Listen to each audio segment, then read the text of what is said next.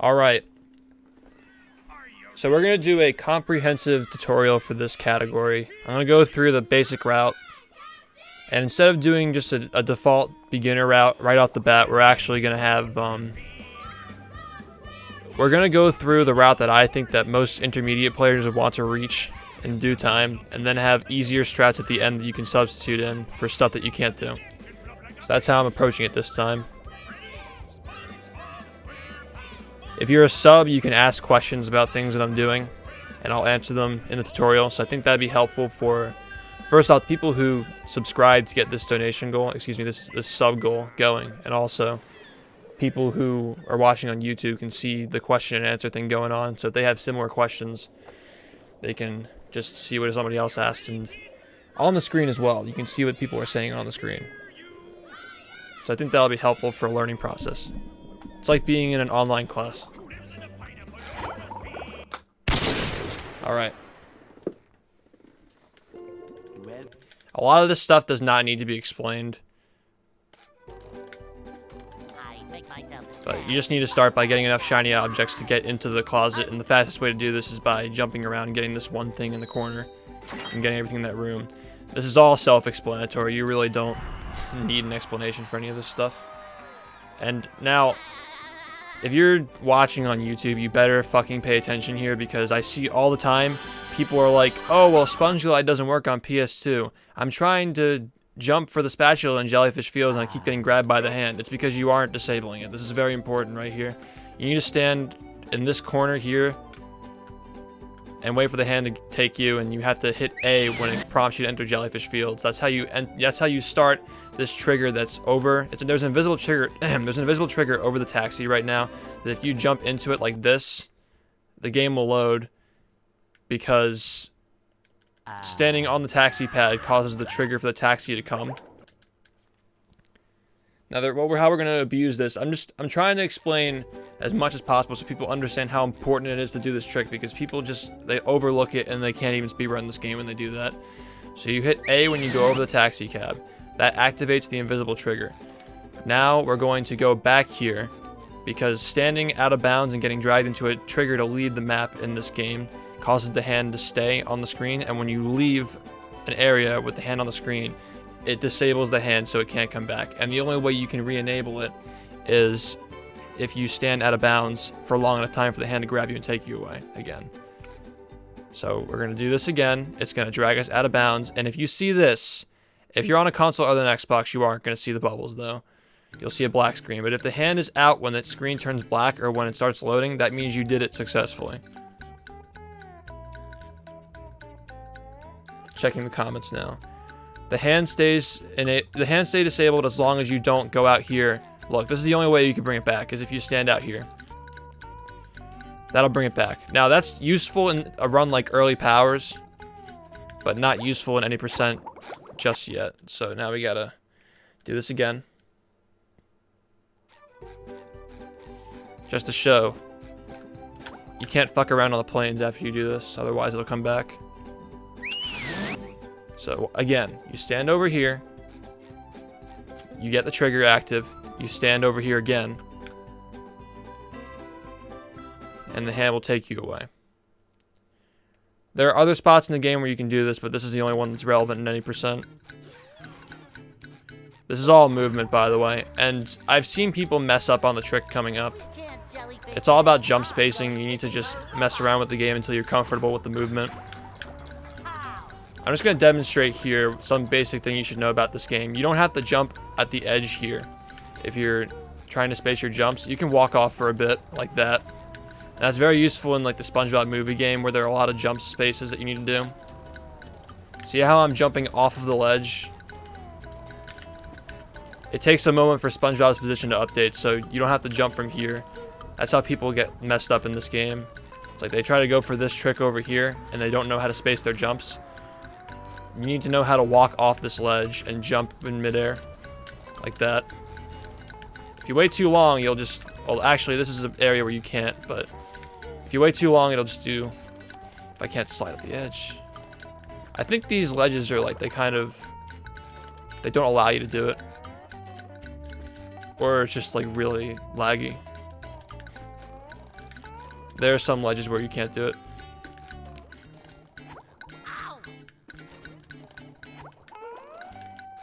Or really is that long of a delay? I didn't realize that. Yeah, okay.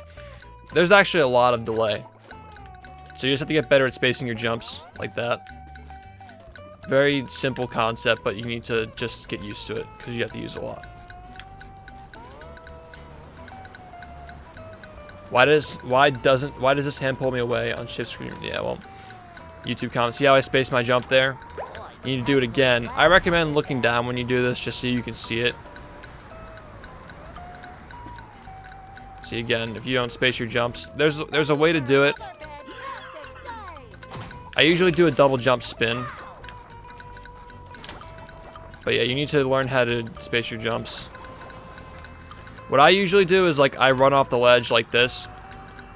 But if you wait too long, that'll just happen.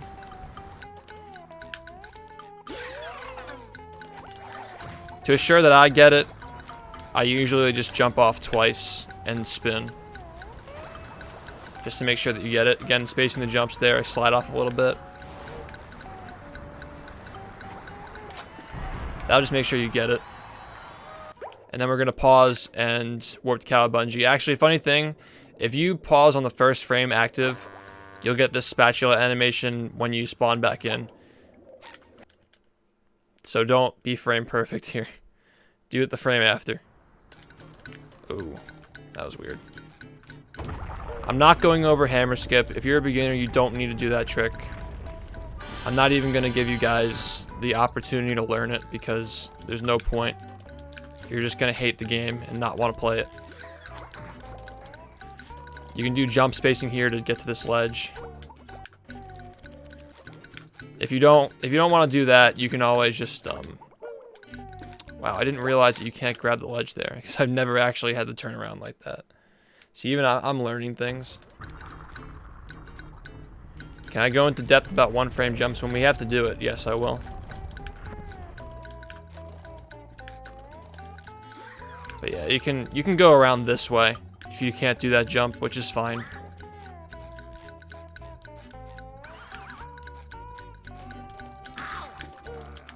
That's a small optimization that you can do, is you can get hit by the hammer. Used to call that hammer boost. Again, this is just spacing jump stuff. You need to practice this. Don't sleep on it. You need to learn how to walk off the ledge like this and just make it. Maybe look down when you practice it.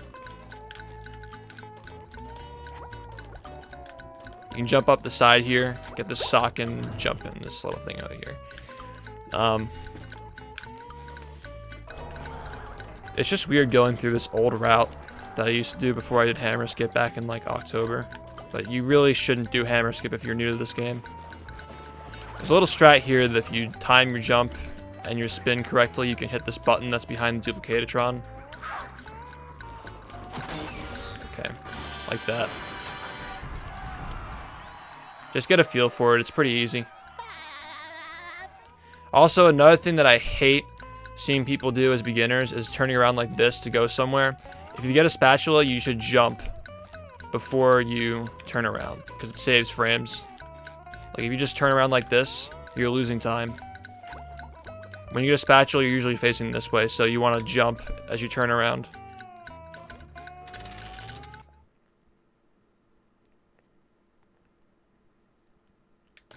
Okay. Also, if you've never played this game before, you wouldn't know that these socks are very important. Make sure that you're collecting the socks. You can't just go around them. This game's getting to the point of popularity where people might speedrun it without having played it casually, so just make sure you get the socks and hit these tikis so you don't run low on shiny objects. Otherwise, you'll be looking like Sin. Make sure you get this box over here. Very important for later. Now, this next skip is just a cutscene skip. If you jump off the side like this and drown while hitting that trigger, you just skip the cutscene, you spawn here early. Again, spacing jumps, just learn how to do it. This next skip is called Dilemma Boost or Dilemma Skip. So again, we're going to be kind of spacing jumps out here where you walk off the edge a little bit and use a bubble helmet. I've seen people, like really ignorant people, say that this is patched on certain consoles because they can't do it. It's just because they aren't doing it correctly. You need to walk off the ledge and do the bubble helmet. You can't just stand here. You have to walk off a little bit. Now, when you slam here, I've seen people do this. I've seen people do this. I've seen people do this. Just don't do any of those. Do you notice the difference between all of them? I'm not slamming up here. You're supposed to slam at the, not even there. You aren't supposed to mash. You're supposed to do it at the apex of your jump. Like right when the bubble helmet disappears, you slam. So as you're running up, you're gonna wanna hit this and slam over here. Obviously I'm gonna drown, but like that's the main idea.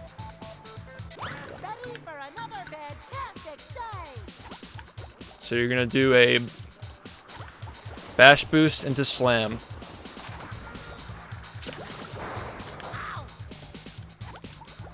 And do a spin so you can grab the ledge. Now, it depends. Sometimes you can get this ledge without doing a spin, but the spin makes it more consistent if you do it, if you time your spin correctly. If you time it incorrectly, sometimes you'll get this. Well, you'll spin and you won't be able to grab the ledge. But this is important to know. If you spin correctly, it makes it more consistent, but if you spin incorrectly, it makes it inconsistent. Like that. Just walk around this text box and go to Patrick. Now, sometimes... Oh yeah, I guess I'll go over it later, but I'll go over one frame jumps later. You're going to work to the bikini bottom and split on this.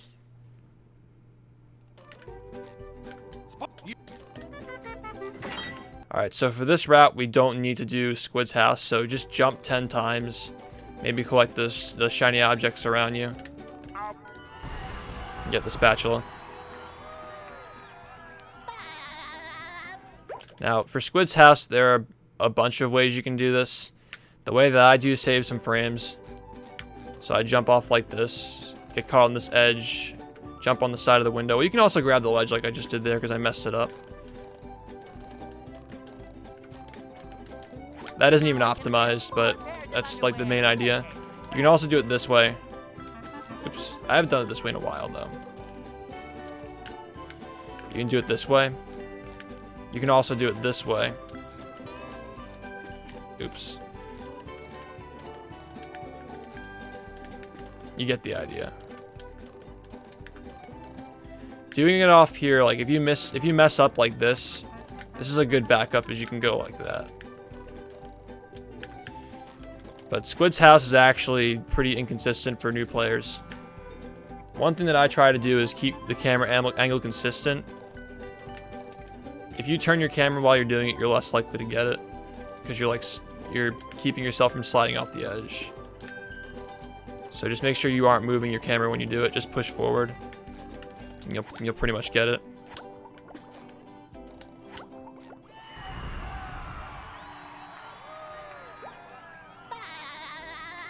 There is a skip here that you can do. Let me just see if anybody's...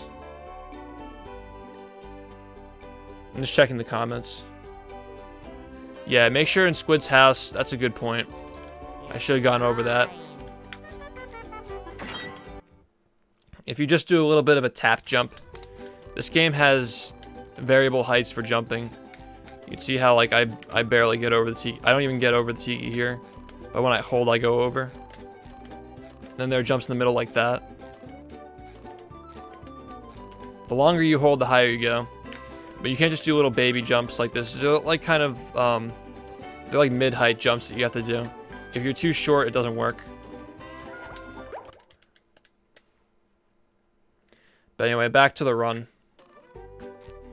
There's a skip over here that you can jump on top of this taxi sign, this sign for Bikini Bottom, and jump over to skip the animation. See how it skips the little thing and the cutscene goes up and it goes away. You can do that to save a second, but if you miss it, you just fall like right here and the hand goes out of the run. I mean, the hand goes back onto the screen and you gotta reset your run. So if you're a new player, I don't recommend going for that. I just say do this. It isn't hard, but if it's your first run, you don't need to worry about that. Pay close attention to this part because a lot of people mess this up and then they end up with like 1,200 shiny objects going into the spinning towers of power, which is not what you want. There are combos in this game that are gotten when you hit these tikis successively within, I think, like a second and a half or like 2 seconds. I think it's a second and a half. But see how the screen said that I had a super ultra mega monster combo? You need to get the combos of the tikis to get the correct number of shiny objects to continue the game. So what I just did there gave me enough shiny objects. I got the super ultra mega monster combo. Anything less than that means you messed up and you're going to be down shiny objects later. But there's like a little bit of a sequence here. If you do a short jump into a slam and push into the button, you can get what I just did there, where you skip the animation where you're slamming down. But you're just going to follow this sequence. Watch out for the sinks. If a sink's coming, just wait for it. See then. I missed it. I missed it up there, but see here. You can slide on, hit it. It's a little bit faster. Absolutely necessary here, because sometimes if you don't get it correctly, you'll get hit by the sink. Or it just takes more time. But usually you'll just get hit by the sink if you don't do the little skip thing here. But then you're just going to want to warp back here because you have to go again. No, they actually influence shinies. You have to get it to continue the run too. Like, I would actually reset my run over missing this. You just have to be fast. You need to have good movement. Or at least decent movement.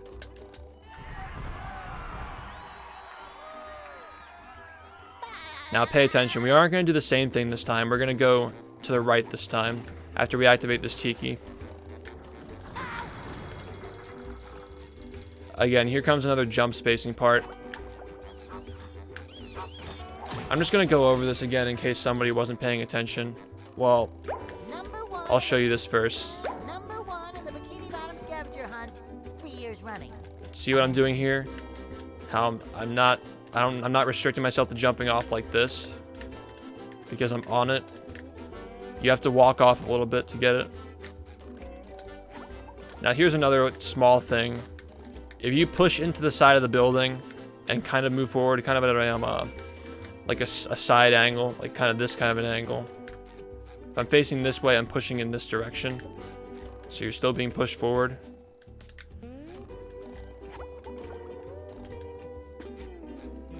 That's how you jump that gap. Now, if you do this correctly, the little guy over here is going to be on cycle for you to just jump on this hot sauce thing like this and manipulate him to stop and taunt so you can jump on it like that.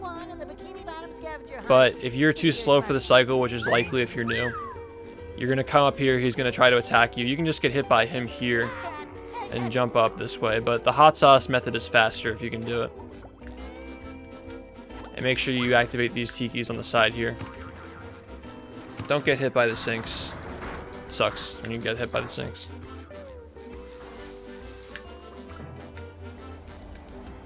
Yeah, just make sure you're collecting the socks. This stuff goes without explanation.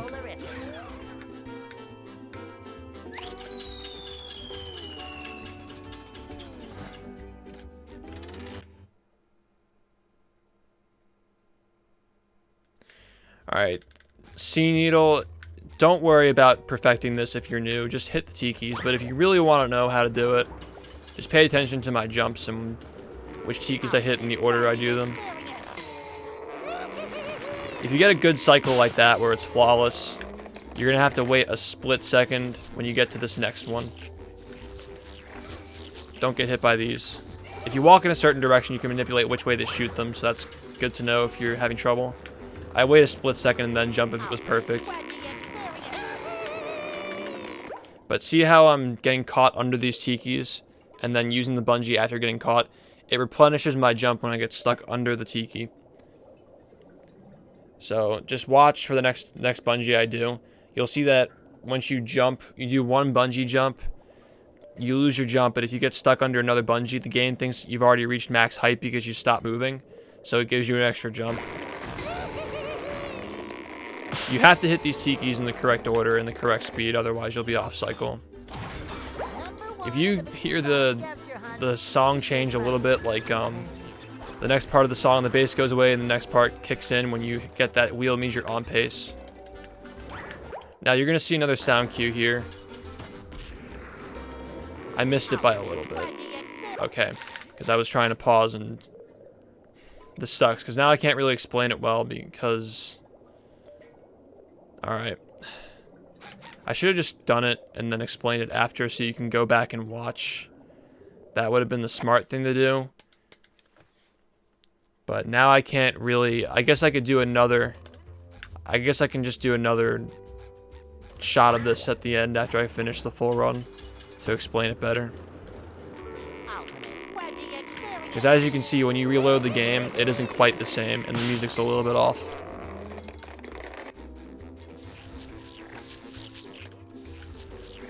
Yeah.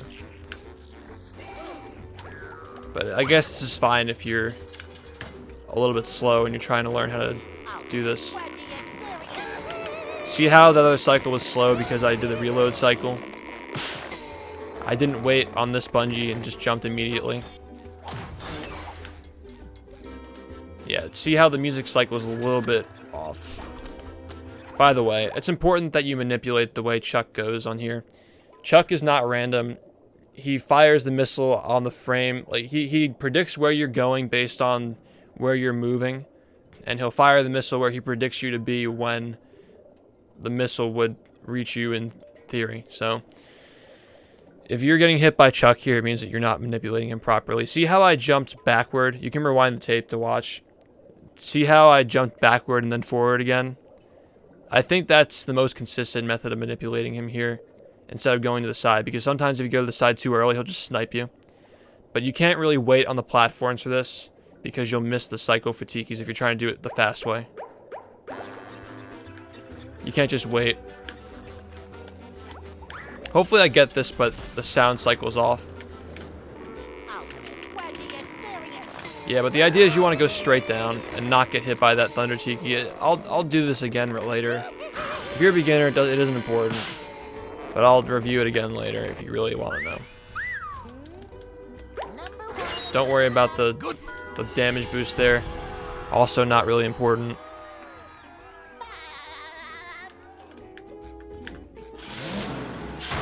Yeah, I'll just do seeing the correct way later. I'll explain how it's done after this run. Alright. I see people get fucked over here too, where they... Here's another one. You need to do 2 full jumps. If you jump like this, you aren't going to make it. You need to hold and know when your jump ends to jump twice. I know this seems very simple, and I make it look really easy, but to a beginner, they mess up stuff like this, so I cannot stress enough how important it is to space your jumps. Now here is fine because you have the hovering mechanic. You can just make sure you jump as high as possible. Jump twice. Hover. And see how, if you rewind the tape, you'll see how this little ball up here, you want to aim for this ball. And mash whatever button on your console is used to get the lasso. So let's try that again. You're going to jump twice, hold, face the ball that's on the top of the screen, mash your lasso button, jump twice, and glide over to here. Let me check the chat again. Nobody's really asking any questions, so it seems like I'm explaining everything properly. Again, make sure you get these socks, make sure you get these wheels, don't forget them. For you guys, just jump on the tip of the cannon, it's easier. Don't jump on the base of the cannon, because you might fall off, and that isn't really necessary as a beginner to save like a half a second. Also, pay attention to where I'm splitting to. Okay, rooftops. This is really important if you're an intermediate player to figure out how to do this correctly. I'm going to show you, it's going to be fast. Just watch this movement. You have to get the early slam here to skip the cutscene. If you make any mistakes, the cycle is going to be off. And if you're off cycle, just keep watching the video to learn how to get on the cycle. See what I just did there? How I land on the edge like that? You're going to notice that I'm a little bit off cycle now. Because I lost a little bit of time. Just aim for this Texas swinger when you glide across. This is all going to be very fast paced. face the Chuck when you're doing the lasso stall. I mean, when you're doing the lasso hover.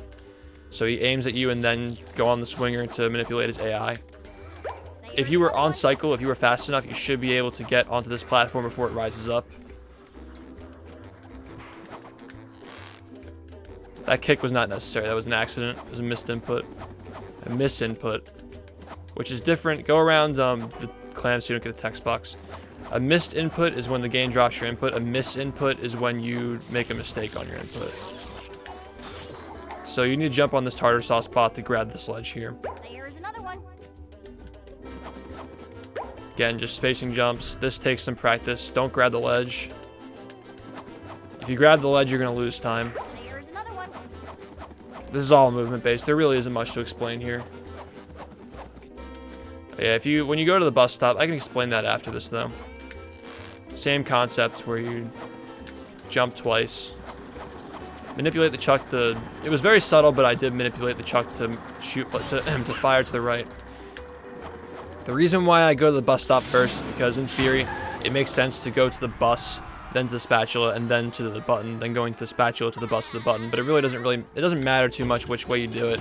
You're only saving like a matter of frames when you do it that way. The first rooftop.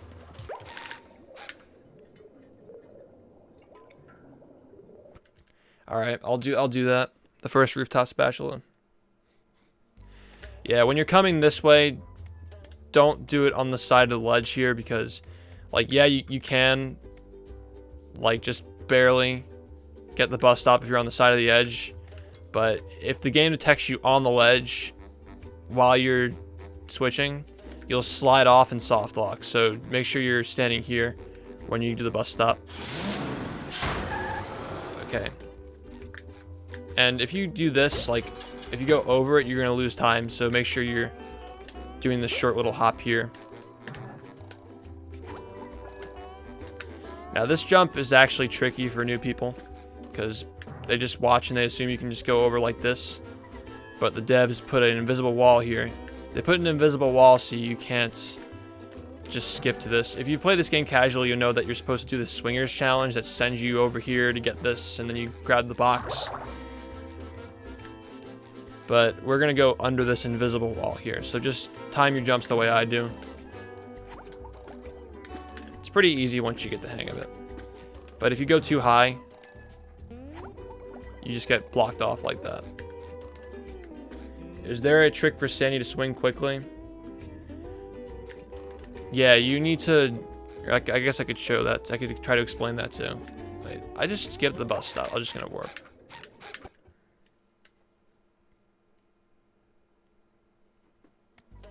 Sandy's swinging mechanics are pretty simple to get a hang of.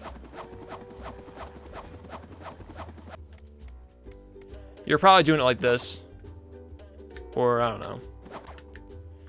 There's, if you let your momentum take you on this, you can do flips and stuff. What I usually do is I just, oh, you know what?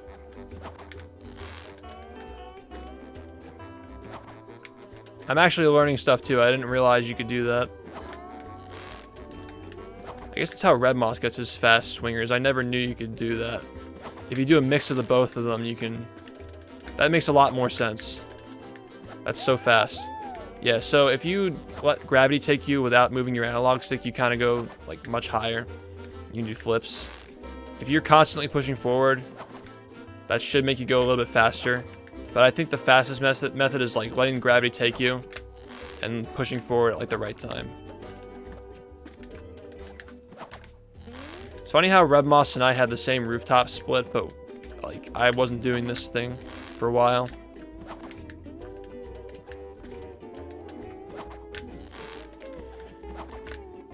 See that? How you, if you let gravity take you and you push forward after that?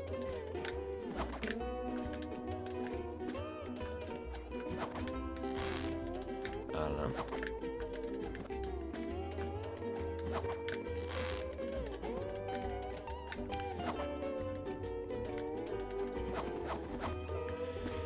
Just play around on these. They're fun to fuck with too. Like you can do all sorts of cool stuff with these.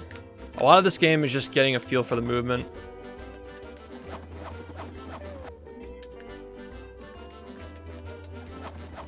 So you can mess around with rooftops and do stuff like this.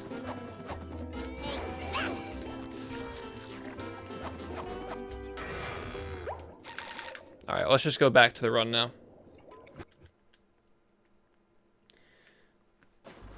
Okay, Lighthouse.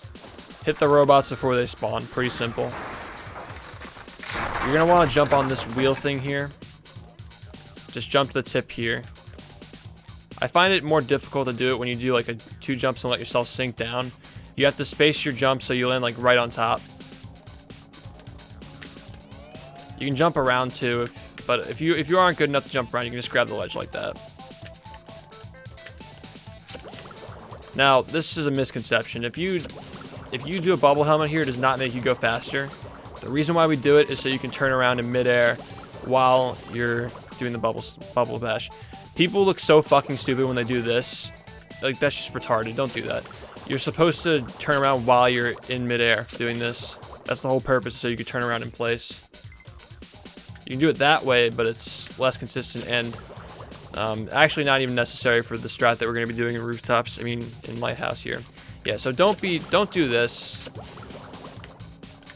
Don't do this. Also, don't do this. This also makes you look stupid. You're supposed to have the camera face the opposite direction you're trying to go in. Hold the control stick down. Double jump spin and get it like that. If you can't do that, which is fine, you can just grab... I haven't done this in so long. You can just grab the top here like this and jump over and get it like that.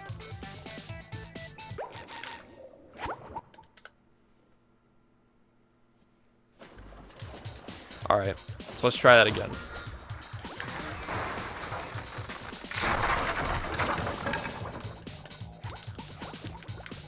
Oh yeah, that's another thing I forgot to explain.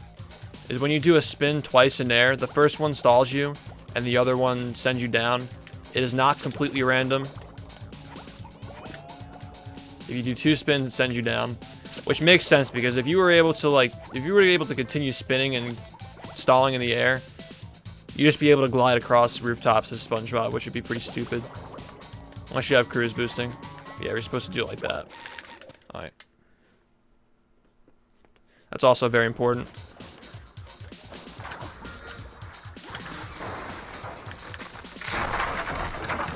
See, if you go too low, you aren't going to be able to get it. If you go too high, you can't get it either. I guess going to the side can also work. I don't think you can grab ledge here, even if you wanted to. Yeah, just do it this way.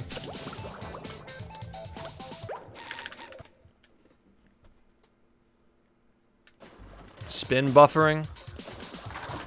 What do you mean by that?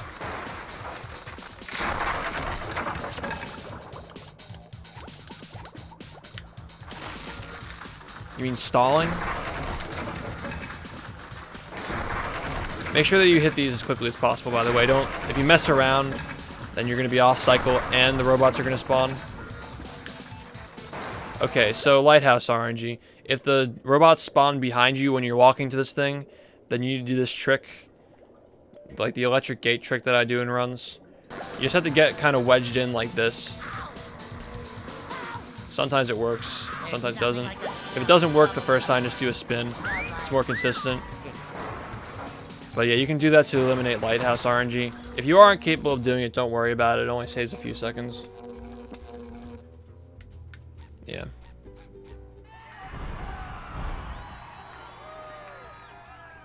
But if you don't do it, you have to just walk back and get the wheel from over there. You have to get the wheel. You can't skip the wheel.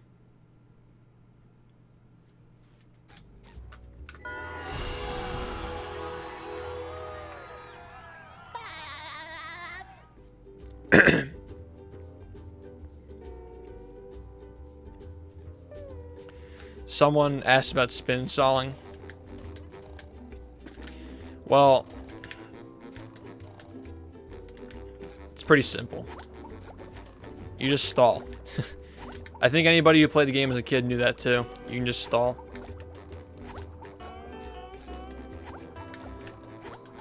But if you do it twice, you sink. That's pretty easy. Pretty important concept to know when we're getting to cruise boosting later. Alright, so now that we got the spatula from Mrs. Puff, we're just going to warp back to Bikini Bottom. Oh, I'm quick.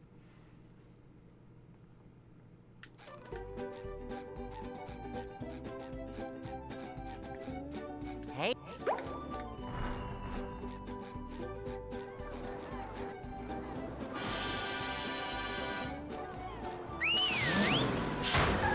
Now, the trick coming up is going to be more difficult depending on which console you're on. The easiest consoles to do it on are GameCube and PS2, where it's pretty much free, as long as you have some idea of what you're doing. This doesn't count, by the way. This is just spacing jumps. This isn't the trick that I'm talking about. Just space jump to get over.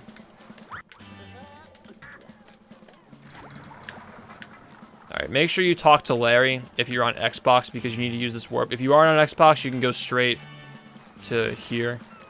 You can go straight there if you are on Xbox, but if you are on Xbox, make sure you talk to Larry. Alright. Actually, let's, I was referring to Sponge Glide when I was talking about the difficulty thing, but I'm just gonna go over one frame jumps first. Okay, so SpongeBob has like 5 or 6 different hit stun cycles, as you can see. He does something different every time, but it isn't random. It's based on which one happened before the current one, so he's gonna do them in a certain order. The longest one is the one you just saw where he stretched out and his eyeballs popped out. You just have to know the different timing of these things because you do 1 frame jumps out of them. So I just there as a frame perfect jump is this game runs in 60 FPS on NTSC. So that's 1 frame. 1 frame is 1/60th of a second in this game. Sorry, I was thinking I was about to say like 1 frame is 1 frame or some shit like 1 frame is 1 minute, but yeah, 1 frame is 1/60th of a second in this game. So you need to be 1/60th of a second precise to get this. If you do it before or after, like what I just did there, that means you missed it, like you did it too late. If this happens, it means you did it too early. That means you did it just right. My 1 frame jumps suck today, actually. Yeah. You can just practice by doing this.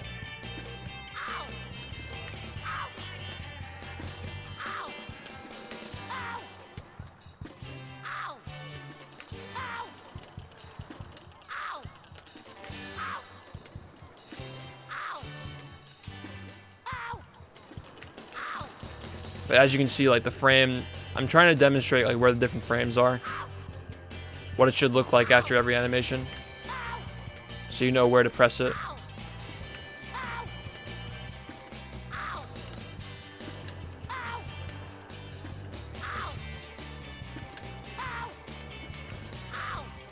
I'm really bad at the really longer one, like the much longer one. Today, at least. I'm usually better at that, but that's the one where he stretches out. Not that one. Not that one. That one. I'm trying to show you guys what it looks like when you get it with that one.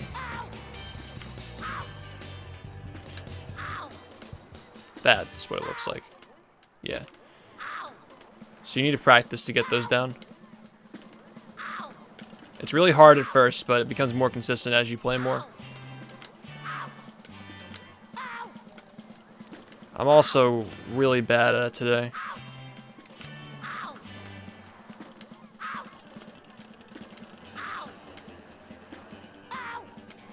There's no way around it like mashing. If you mash, maybe you'll get it by accident, but you're gonna get a double jump like this. Let me try to get it. Yeah, see, it'll look like that. If you mash, you can't mash.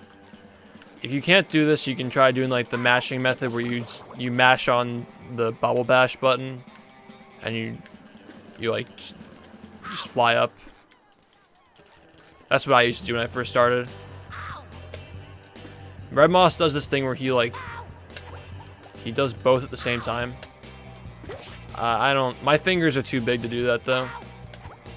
Like I just hit other buttons when I do that.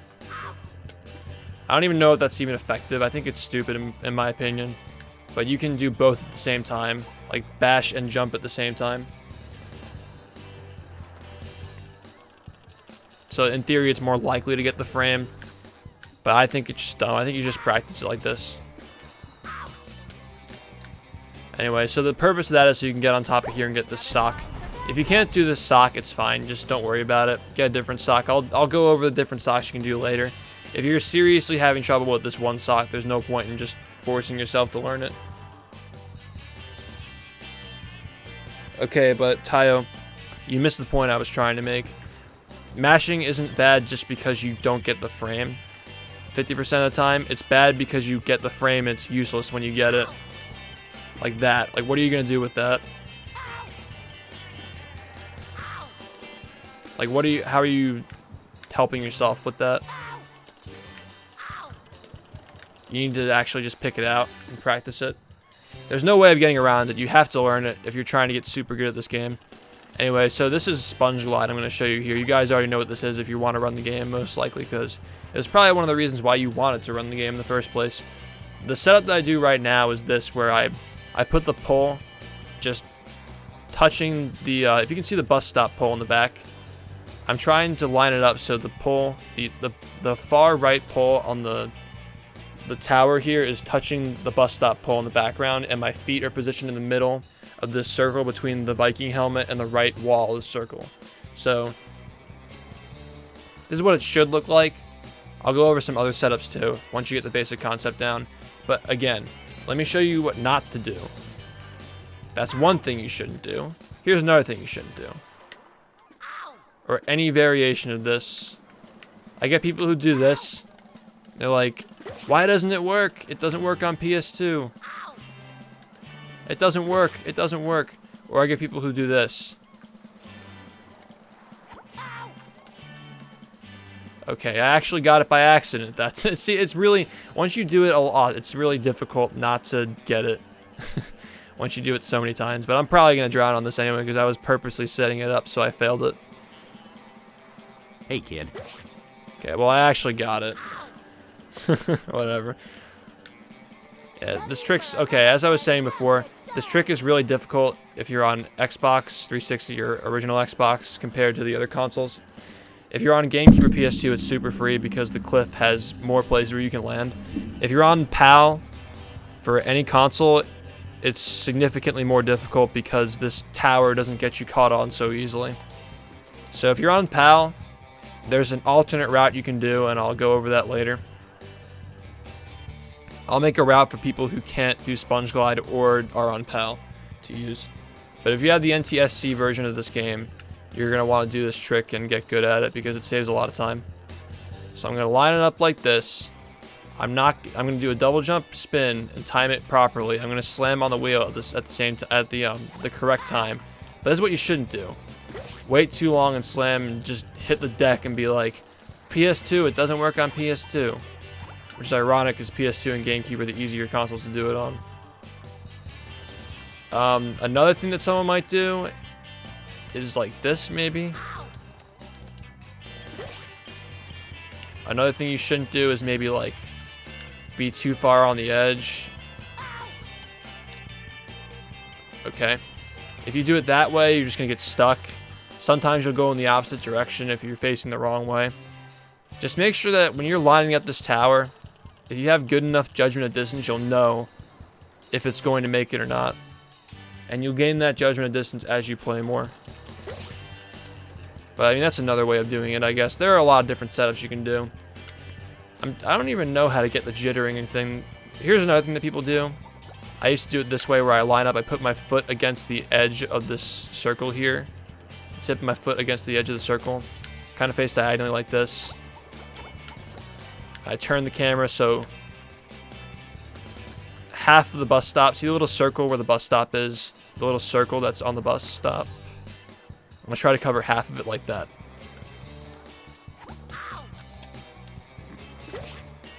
And if you do it the slam in the wrong spot, this is part of why I stopped using this setup because it's less consistent in my opinion. But I got a lot of good times with this setup, so it can't be that bad.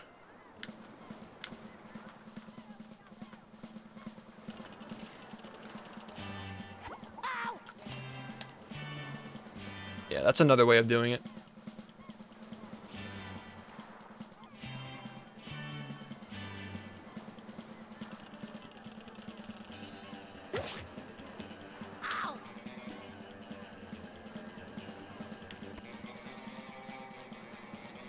There's a way that Fuff used to do it. I think Red Moss does it like this way. He puts like half his foot over and covers the whole thing. But I don't like that setup. I think it's too close to the edge. The closer you are to the edge, the less likely it is for it to work. That's how Red Moss does it. Which is still fine. It's still a good setup, but in theory it's worse, so I don't like it. I don't know, if it's more consistent, I might start doing it, who knows. But if you go a little bit farther to the right, like right here, you won't land, and you'll just glide across and fall here. If that happens, you need to mash the bash button to possibly save yourself, or you can go for the one frame. But at this point, I think that mashing is better because nobody really knows how to time that. If you can learn how to time it, just so you can always get the recovery, then go ahead. But I'd say if you land on the right here, you're just gonna want to mash the bash button.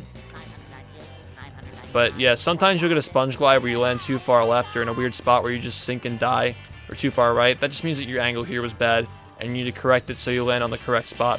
If you're on GameCube or PS2, you can land farther to the left and right without dying. So just keep that in mind. If you're on one of those consoles, it's easier to do this trick. And when you switch to Xbox, you're going to have to deal with the cliff having more definition. That's the reason why it's harder. It's because the cliff has more definition, and this tower here has more definition as well in terms of 3D modeling. Oh yeah, by the way, make sure you aren't jumping after you turn around. Make sure you're jumping before you turn around.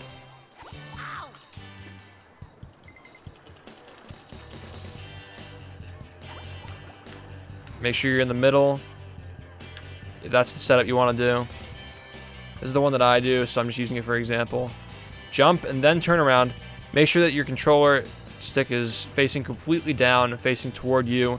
Don't put it all to the side or any sort of diagonal, weird, fucking twisted direction. Just push it toward you and jump before you do that and spin.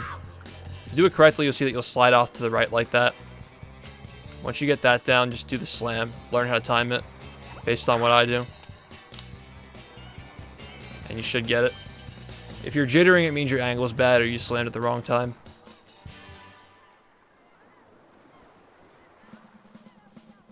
Well, I don't think anybody can fully explain why it works. We just know that if you fall and you reach a point where you should have landed, I guess or if you get stuck on an object, you just keep falling but you don't actually land. It's like the game decides that you've landed but you haven't actually landed. It doesn't really make any sense.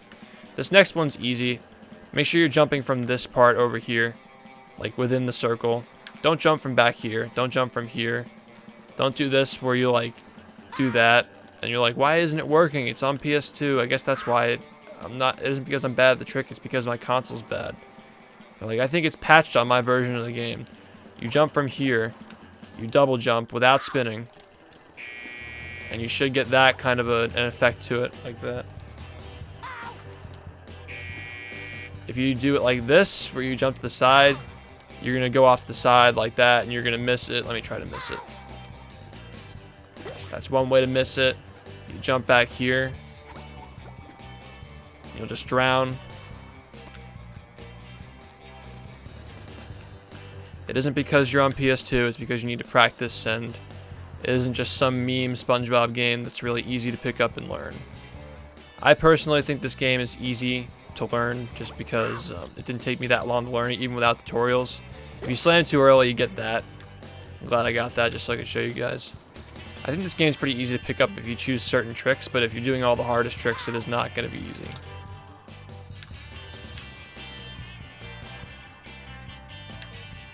You could jump into the trigger with no cruise boost if you do a damage boost, but it's faster and easier to do it this way.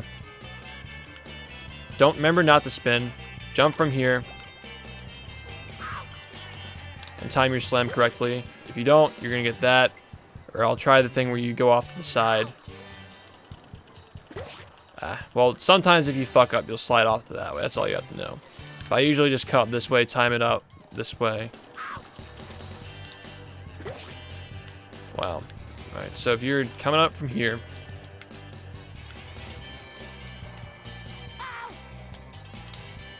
that's how I set it up. You'll just glide across. This one's significantly easier. It's hard for me to do something like that when I'm not like in the doing the movement that I usually do for it. It gets weird when you make it tedious and set it up like that. Okay, bumper boats. This all comes down to your knowledge of where your bubble spin is. Know that it starts on the right, swings to the left, it goes counterclockwise. So it goes counterclockwise, starts all the way on the right, and it goes around and ends on the right. So just get used to hitting things with this thing, and you'll be good at bumper boats pretty much. You just have to learn how to hit these things into each other. Here, I'm reading chat now. Okay, but not giving up is like implied. If you give up after trying these tricks for a couple of hours, of course you aren't gonna learn the speed run. If somebody genuinely wants to play this game, they aren't gonna give up. I don't think that needs to be explained.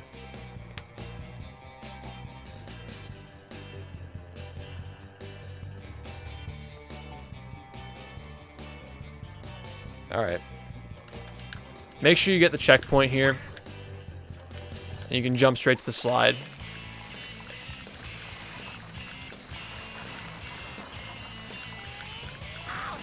Pay attention to which tikis I hit and how I hit them. That jump is a little bit precise. Sometimes it's easy to miss it. If you miss it, you're going to have to do some grinding in Sand Mountain. You just have to like bowl a stack of tikis that's on the ice when you enter the lodge, or you'll have to get that stack behind Shady Shoals a second time. Oh yeah, so if you like that, you want to do a swing, a spin into the goo, and you'll just appear back here. So you just do a little bit of a death warp. So you climb the food and drink stand. Again, just movement stuff. You can actually land on the side here. That's what I do, but if you fail that a couple of times, just like do it up here. It isn't that hard though. You can just kind of do it. Okay, don't feed the fucking clam. I don't know why you'd have enough. Oh, actually, you do have enough to feed the clam at this point. Yeah, just don't feed the clam. Okay, flag climbing. I've seen people have trouble on this. It really isn't super difficult though. It eventually just comes down to movement. I'm thinking about splitting this video into multiple parts, actually. I'm probably just going to have like an early game, mid game, and late game section for these. That'd be a much easier way to split it up, actually, because then I can go over the tricks that are possible to substitute. It's going to be a long tutorial, so I'll probably split them up into 3 parts. But yeah, the basic property of these flags, you cannot land on these little slanted parts. When you get too high, you'll just slide off like this. Like that. In which case you need to jump up here and start over again. So when you get up to here, you should jump between the flags on these little parts here. It takes some time to get used to, but you can just climb up and down the flags that way. If you're new, what you might want to do is stop here at the middle of this green flag and the red flag, and you can just jump. See, it's hard to fucking be slow. You see that? If you're new, dude. If you're new, just jump up to this flag up here and go to this tube. There's like a little trick that I used to do where you go around without getting a ledge grab, but I haven't done it in so long that I'm really bad at it. So you can just grab the tubes there. What I do though is obviously because I want to have the fastest time for this possible. Is I'll try to come in this way, right?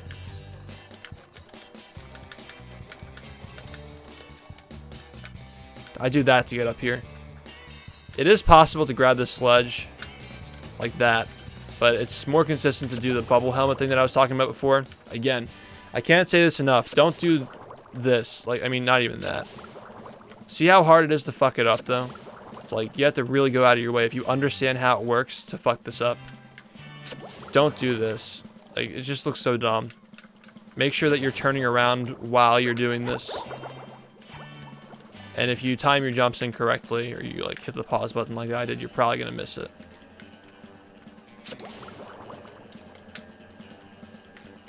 Again, with the same concept with Sponge Glide, if you jump to the side, you aren't going to get it. You're just going to hit your head and feel stupid.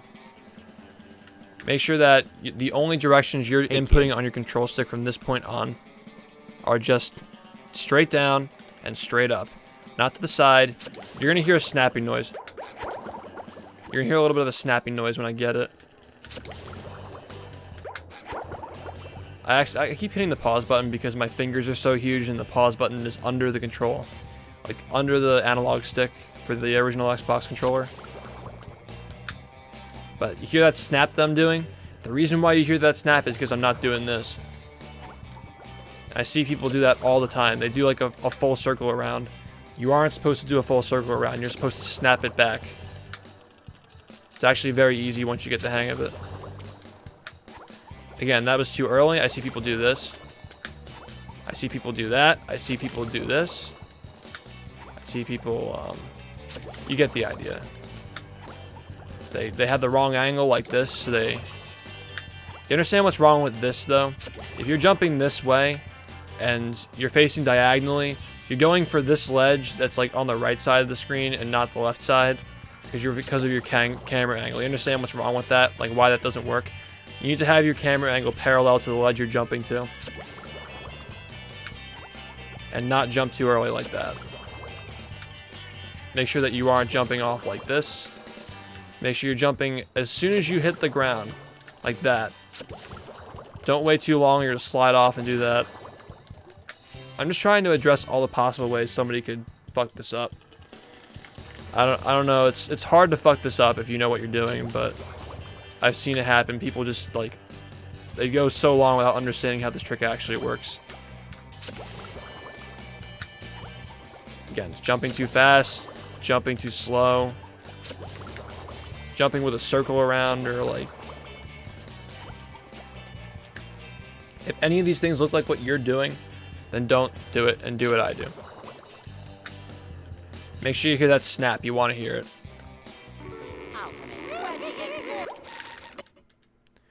And just pay attention to the places I'm warping to. It's nice on OG Xbox that you can see where I warp, because the screen is transparent. Oh yeah, by the way, I fucked that up. You're supposed to, you don't want to lose time on this because the robot's going to be off cycle. I don't know how the cycle works on GameCube because the tricks have changed since then, and I haven't ran on GameCube in a long time. But what you're going to want to do is jump this ledge because the text box takes you. If you die, you won't be able to jump that ledge again, by the way, so make sure you don't die on this. If you slide off the Tiki and hit both of them at the same time, you can grab this thing, and you're going to want to throw it as you're falling off the ledge. So it hits the robot and the tent at the same time. Now, if you're on GameCube, the robot's going to spawn at a different time than it spawns on Xbox because it isn't as powerful as a console. It renders when you get close to it. So just be careful of that. Time it out. Figure out what works for you, I guess. One thing you can do is just wait here until it passes and goes away from the tent, so you can throw it over, like, so you don't auto-target. But I use the auto-target to hit it, just because it works that way. By the way, if you do it twice, it breaks twice. It's kind of just a funny, stupid thing.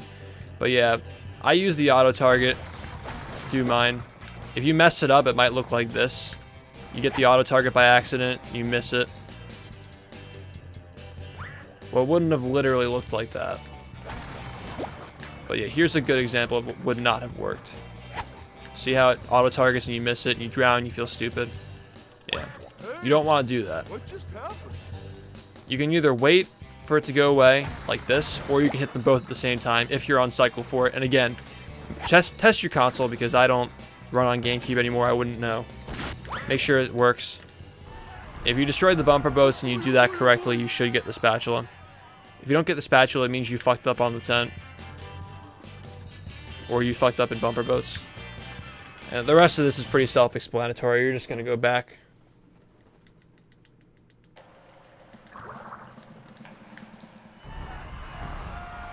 Get the box on the way so you can jump into it on the way back. If not, it doesn't matter. It's just like a very small optimization. By the way, that movement was bad, and I was just talking about optimization anyway. This part's actually kind of key. If you warp away from this level, before you get the shiny objects on here, you don't... Here's what I do to time it. I rub against this tiki, get the sock, jump once, slide off here. So when I pause it, see how you just saw the shiny object touch me? If you get one shiny object out of a chain when you destroy tikis, it gives you the full set. So all you need to do is touch one.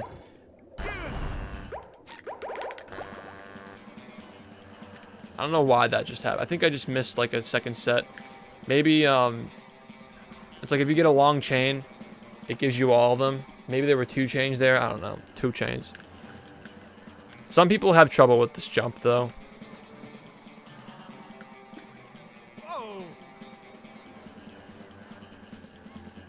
One thing you can do, and I'll go over this after we get past Poseidome. I'll go over all the backup strats. But this usually gives me enough shiny objects if I jump, fall off to the side, and grab the sock immediately. But that's just spacing jumps. You have to just be confident with yourself enough to fall off the side and make it.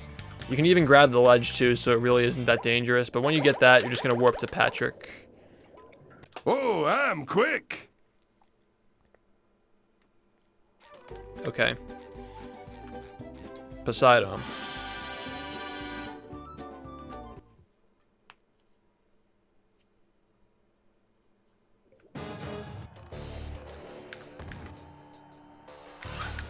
Now this is pretty easy. You just have to stand in the middle and she'll jump early. Looks like the robot's left itself vulnerable. Great Just keep it in the middle. When it taunts like that, just turn around so you can do this again. Now the robot's taking a beating out there.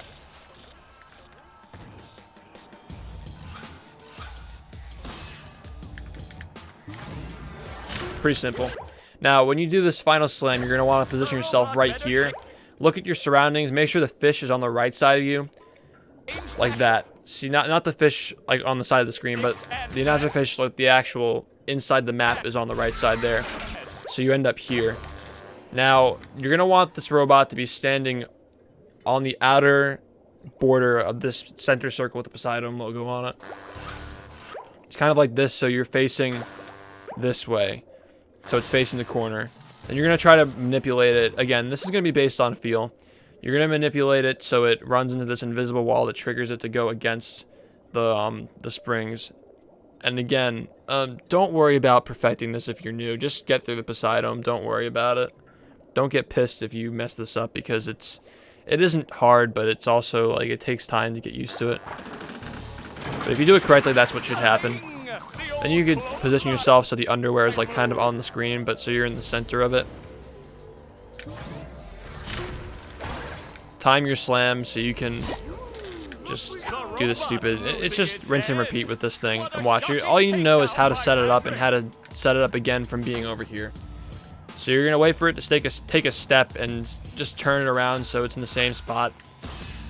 Get it back to where you were before. It's pretty simple.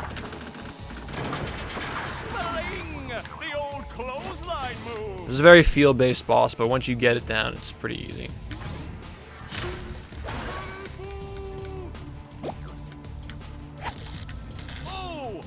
Make sure you're standing over the slime when you throw the helmet, otherwise it isn't going to reach the electric box.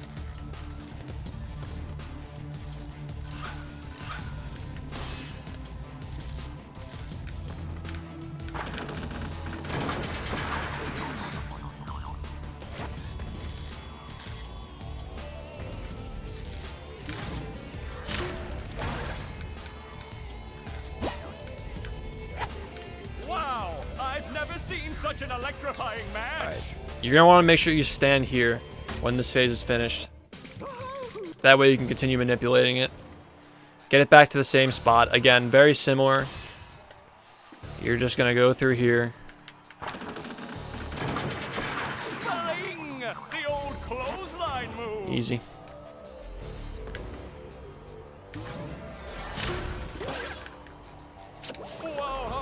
This stuff doesn't really need explanation anymore. Just make sure that... Oh, yeah, right. Okay. The place where I stand when it jumps is important, but everything else is pretty easy and self-explanatory. I'm gonna stand right over here, Clothesline move. right on this little bar.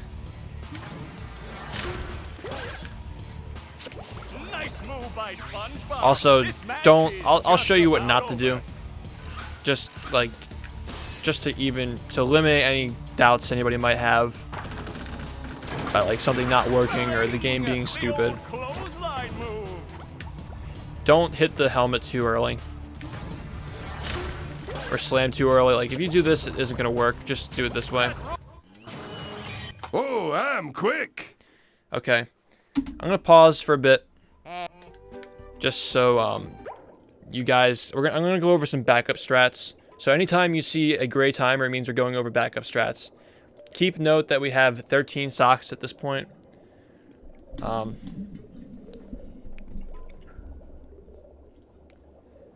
actually going to change the names of these splits. So at this point we have 19 spatulas. Going into Poseidome, you should have 19 spatulas. And 13 socks. Well, let's do 19, 13, whatever.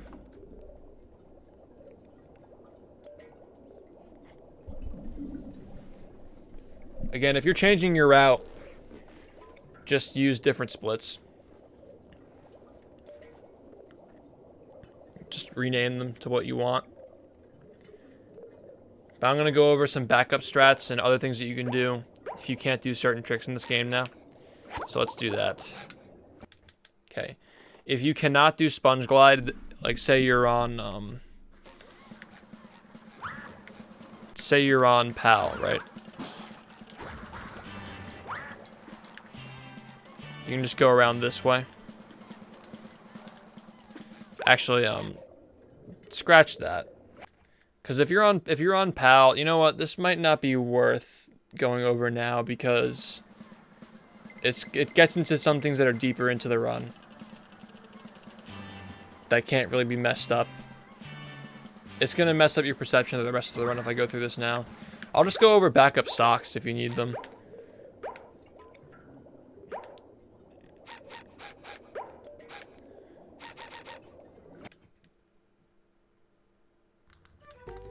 This is pretty simple. This is Squidward's house sock. Jump once here, hit both these at the same time, jump again here, jump again here, hit these three. Double jump, get this. Hit this after that. Jump 3 times. Jump and hit this. Jump again. And hit the tikis. And if you do that correctly when you jump into the sock, if you jump into the sock after getting 9 jumps, the game should pull you over to here where you get the spatula. So it's like you save time by jumping into the sock and being pulled at the same time. I'm trying not to get the sock just so you can see visually how many socks you should have at this point in the game. There's another one, but I don't recommend getting it because it'll fuck up your cycle. You'd have to figure out a different rooftop cycle if you get this one. But here's another sock you can get.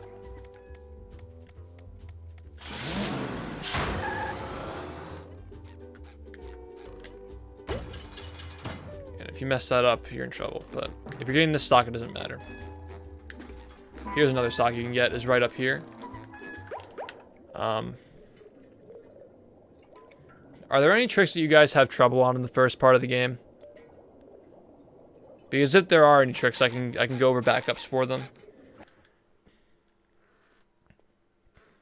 Patrick's Rock. I mean, it is an option. Anyway, if you're having trouble with the sandcastle falling thing, what you can do is, like, when you come out of this box, you can switch to SpongeBob here.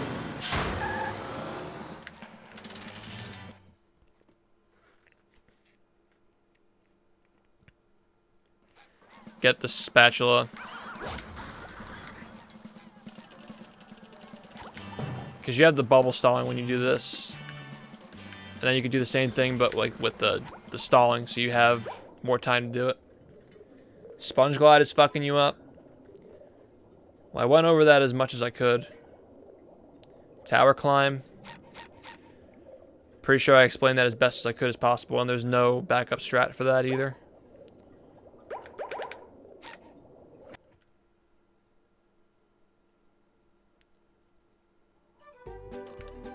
Alright, so I guess we're just going to go over this again.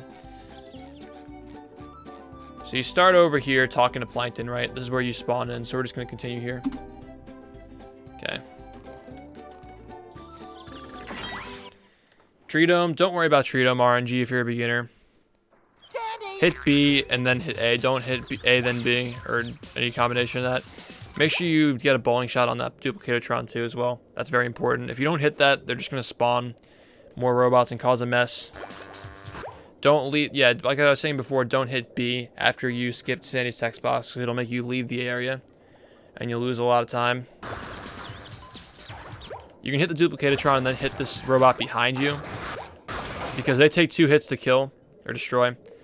So he's going to land right behind you there, where you can come and get him later.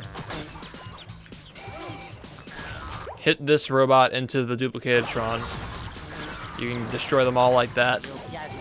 If the robot here notices you too early, instead of jumping through like this, see how like he creates that barrier against the wheel? You can jump over and hit him like this. But if he doesn't notice you early, you can just jump through like that. And then see how he's standing there. Sometimes you get a rare occasion when that tartar sauce spot doesn't spawn up here. There are 2 ways of doing this. If you don't happen to get this robot, sometimes they'll fire a shot over here and you can use the damage boost off. If you get hit by the damage, if you get hit by the tartar sauce here, it'll take off a life. For some reason, like, you can one-shot these guys if you get damaged and like you hit them while they're taunting. So you need to damage boost yourself off of one of the tartar sauce shots here to make him taunt, and then you can one-hit him. If you don't get the one hit, you can knock him off and do a bowling shot, but that isn't preferred. Another thing you can do is like a little bowling shot from here. I've never actually done this before. I've never had to do it. I don't even know what to do. I just know that it exists. Like, you can just do that. Like that, yeah. That's just another option. You're going to warp to Shady Shoals now. Am I going to do runs after this? I might not have time.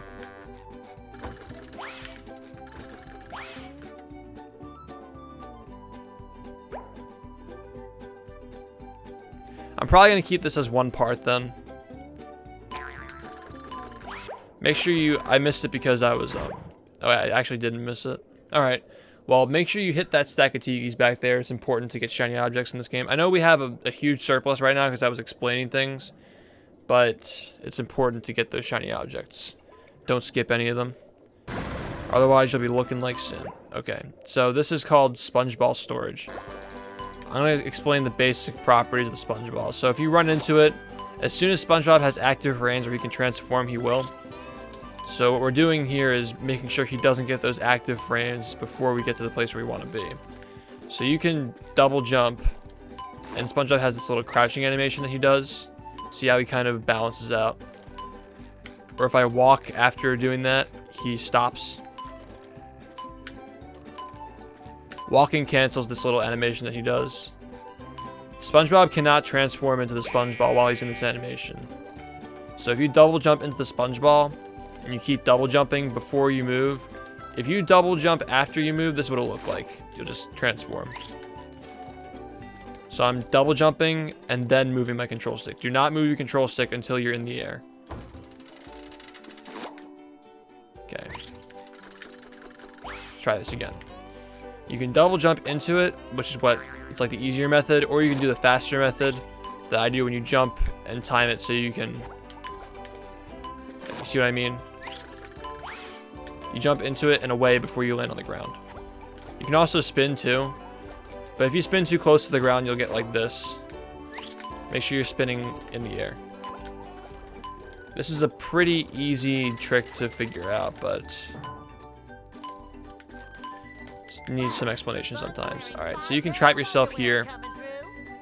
This just takes some practice to get a feel for. You just slide off, bounce against this, release, and get out. Now, some people have trouble getting the second jump here. All you have to know is don't mash the inputs are you hit B to exit and you immediately jump after. So, I'm just going to show it again. What not to do. Don't mash.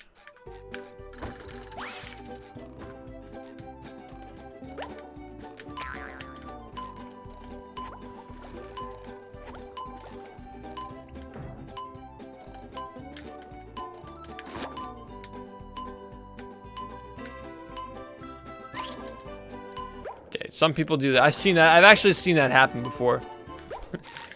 I've actually seen that happen before. But yeah, if you mash and like flail, don't. That's not gonna work. It sounds ridiculous that I have to say this, but I know that someone's gonna do it and they're gonna complain that PS2 is patched or some shit like that, so I have to go over it.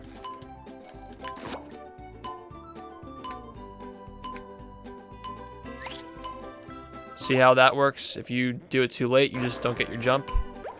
It's similar. If you know how to do this, you'll never mess it up, pretty much. It'd be very rare for you to mess this up if you understand how to do it. It's a pretty easy trick.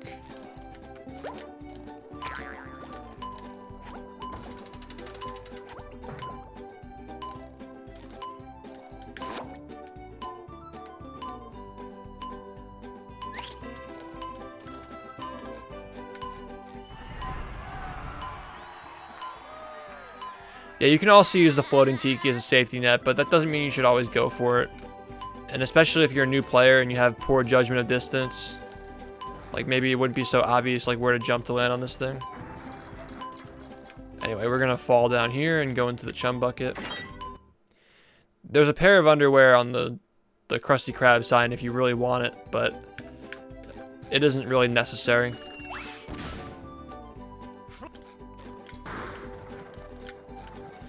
I'm gonna wait for that to just be destroyed. Don't wait in the speed run, but you can do this thing where you jump on this little invisible ledge here. See how I kind of slide down?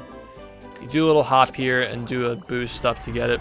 Now I've seen issues, and actually on my original 360 where I ran this game, original 360, I mean like the 360 I used to run this game with had a problem, like an emulation bug where I would jump on here and I wouldn't get enough helmet height to grab the spatula.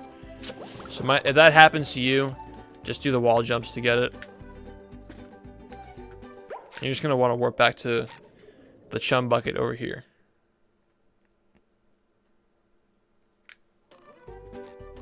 What's wrong? Okay, Crusty Crab fight. This is pretty simple. You just need to know how Chuck works. You need to manipulate Chuck the correct way. Not like that. Actually, this is weird. He spawned really far back this time. That's weird. That's probably why I missed it. Anyway, you need to rub off on this and run away. Manipulate Chuck to throw him on the side there, and this is just repetition. You'll get it eventually, but this part's also RNG too, where these robots spawn and where they go. I mean, they can be manipulated, but you also need to hit a certain number of points in this game, like in this particular area, to destroy the robots in the correct order. So there's really no way known to really get these robots to be in the same spot every time, especially since they spawn at different rates. But just know this part's random for now. I feel like I should be working. Don't warp until you see this, you destroyed all the robots thing, because sometimes people will warp before they see that and this won't work. Also, don't run over to the Crusty Crab and exit this way, because there's a trick in this game where if you pause and warp to any level in Bikini Bottom, in this part of the Bikini Bottom, you'll teleport right over here to Invisible Mr. Krabs. And Invisible Mr. Krabs will give you this spatula.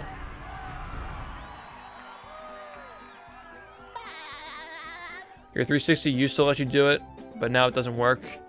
I think the same thing happened to me, actually. It's weird. Anyway, Dream.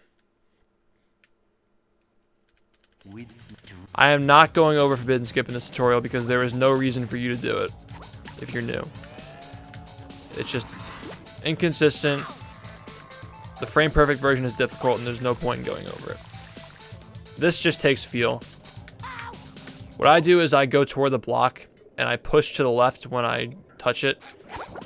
But if you do it correctly, you should land on the side. Bowling onto the slide is critical as well. I'll just do it again. You kind of have to push forward and get a feel for it. Just do it many, many times until you get used to it. But if you fuck it up, Oh. Forgot about that. I'll just restart anyway to show you what to do if you aren't doing slide skip. By the way, oh wow, okay. By the way, this would require you to grind shiny objects before going into Dream. Or like in downtown, maybe do an extra round of Tikis.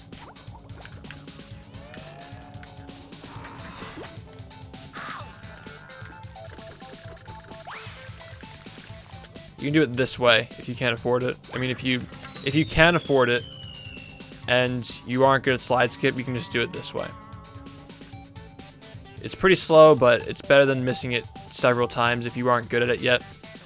My recommendation, if you're new and you're trying to like improve your time, but you're still working on slide skip, just do it that way until you get down and then start doing slide skip and runs.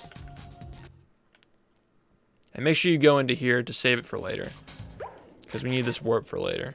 I've seen Fuff get fucked by this once, where Krabs doesn't talk to him, or he pauses too early for Krabs to give him the mission, and he wouldn't get this thing here. Just wait until the text box comes. Make sure you skip the text box before you leave. I've seen that happen before. If you don't ball on the slide, it's a lot more difficult. Make sure that when you land on these spike blocks, you're landing on the corner or the side. If you land in the middle of the spike block, you're probably going to sent off in like a random direction. You should usually get these spike blocks like if you land on the side or a corner, so you're only getting hit by one spike block. Okay. This is pretty simple. Make sure you're jumping at full height. Practice the spacing the jump. Again, spacing jumps. Easy once you get used to it. Okay, now we're going to go over oil skip. And I'll explain backups for this if you need to move around spatulas and stuff. If you're doing the tutorial the way I'm teaching it, then don't worry about it though, just learn oil skip. Okay, see what I just did there? I waited for him to move to a certain point before I damaged myself to manipulate his AI to make it more consistent. Now I'm going to line it up to put myself in the corner of this one small rock and the bigger rock. Alright, I'm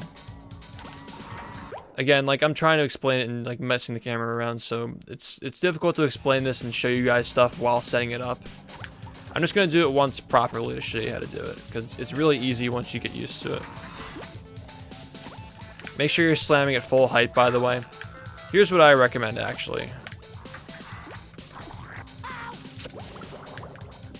Watch this video of me doing it, record yourself doing it, and put the videos side by side to see what's wrong. I'm jumping at full height. One thing I'm not doing is I'm jumping up like this, right? I'm not doing this. I'm not doing this. This is actually kind of fun to do. I'm going to show you guys all the terrible setups I've seen for oil skip and why they don't work. Just how ridiculous some of them are. And then people were like, wow, I'm so bad at oil skip, I can't figure it out. It's because you don't know how to do it properly. Here's one example of something that people do. They stand like way over here. They go like this. They're like, what the fuck? It's PS2. Or they have oil on them, right? They try to do it when they have oil. Fuck, it didn't work. Well, it's because you have oil. You can't slide when you're oiled.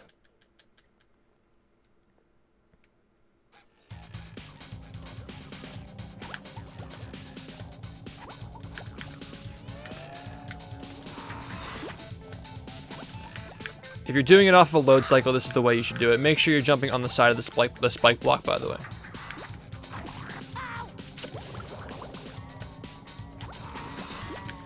That was kind of bad because I was turning around and talking at the same time. I don't know. Oil skip is not frame perfect because this set that we do where you slide off the cliff gives you extra frames to do it. Does anybody have any questions about oil skip? Because I know this is one that people have a lot of trouble on. I'm just going to keep doing it so you can see what to do. Pay attention to how far forward I walk. Pay attention to where I'm standing. Pay attention to how I'm moving once I hear the oil go off.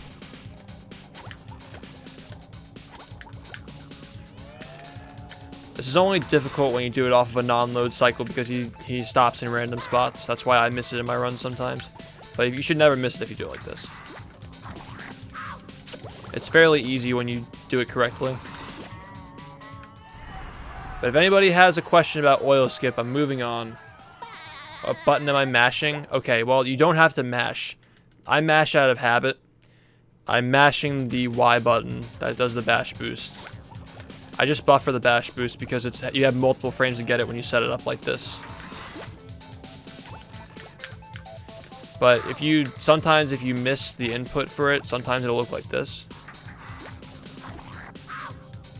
You'll slide off like that. Sometimes you get like a weird angle where you can't even do it. Like you don't get enough frames to bash boost, or you don't get enough momentum to go over anyway. Sometimes if your angle's bad, you set it up the wrong way. Like say I'm not facing this way. Here, face the Krabby Patty when you do it. You'll see that doesn't work, see? If you face the Krabby Patty when you're standing there, it does not work. You just have to face, I don't know, I kind of do it based off of feel now, because I've done it so many times, but just face the way I'm facing, I guess. Guess I'll describe it as I'm doing it.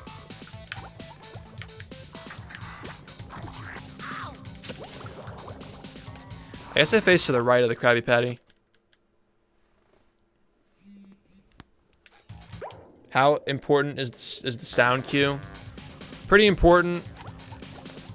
I used to miss it a lot because back when I was in college, like when I was living at college, I'm still in college, but when I was living in school, I had this setup, and it was the other way around actually. I was playing on this setup in my basement when I was home from school that I always complained about because it didn't have the audio that's like, it has surround sound, but the speakers behind me were broken, so I wouldn't be able to hear the robot when it fired.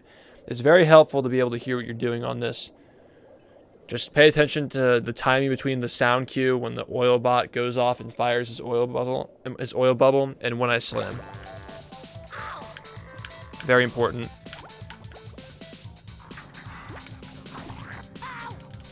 Okay. I don't know what I did that time. I wasn't paying attention because I was like pausing and stuff in the middle of it. But if you stand too close to the ledge or you walk too far forward, you'll go off like that. And it is still possible to get the boost off of that. You just need to actually get the one frame instead of doing the setup where you get multiple frames. You need to just get a one frame jump if you do that. To do that. Sliding off the ledge gives you more than one frame to do it. But if you fall off the edge like that, you can still do the one frame bash boost.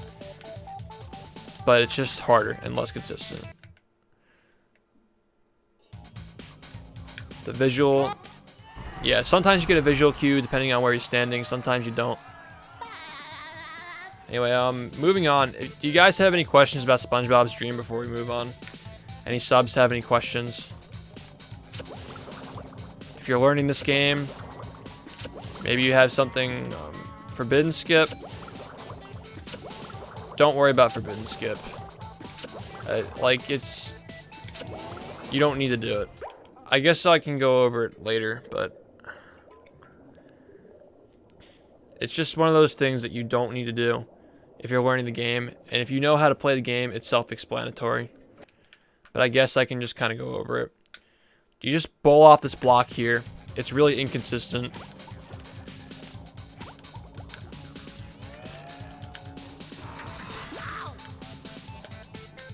That's Forbidden Skip. It's called Forbidden because back in the day, we didn't need to use it to save time. But now, the game's gotten so optimized that I do the one frame boost Forbidden Skip where you go off like this. I missed it because I had the camera angle that was weird. It's a very feel-based trick, but don't do this. See, my one frame jumps are really bad tonight, so I can't even show you it. But I pretty much never miss this in runs. I missed it like once in the past 10 runs that I've gotten. I'm just really bad at it tonight for some reason. But yeah, don't worry about this. Don't worry about the other one where you bowl off the block. I guess if you really want to do it, just don't change your camera angle. Man, I really am terrible at these one frame jumps tonight. This is sad.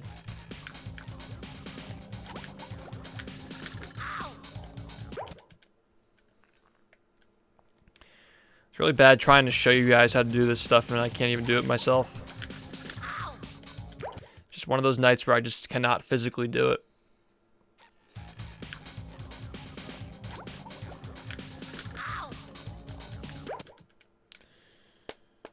It's kind of funny too that I'm really consistent at this in runs. Missing this in a run is a pretty rare thing, but I did miss it in a run today. So I guess that explains why I'm so bad right now. If you're learning, don't do this. But this is the new strat where you do the 1 frame jump. If you miss it, wow, I'm like negative right now for attempts on this. It's like a 10% success rate, as opposed to like my usual like 80 to 90% success rate.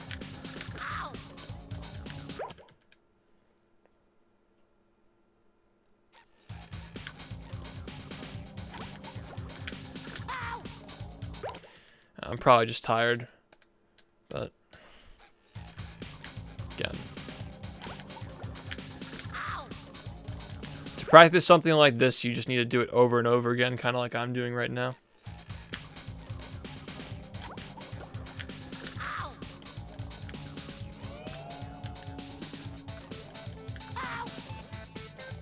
Hey, kid. Yeah, and the other forbidden skip, I don't know if it's going to be on cycle to show it to you guys, but actually, this should work. Just don't change your camera angle. Bowl as you're walking to the spikes. Don't bowl too early, or it'll just slide off if you do that. I guess I could also show it. Oh. Yeah. That's pretty much forbidden skip.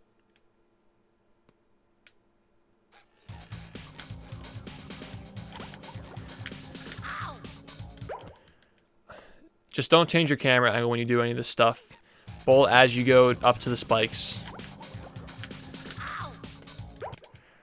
I'm really fucking embarrassed that I'm so bad at this tonight. I honestly, I don't even have words.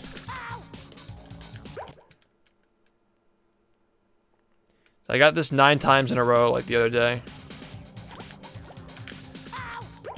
Oh yeah, if you bowl too violently into it, it's like a very gentle bowl. You just get a feel for it. Kind of like how I just slowly go into it.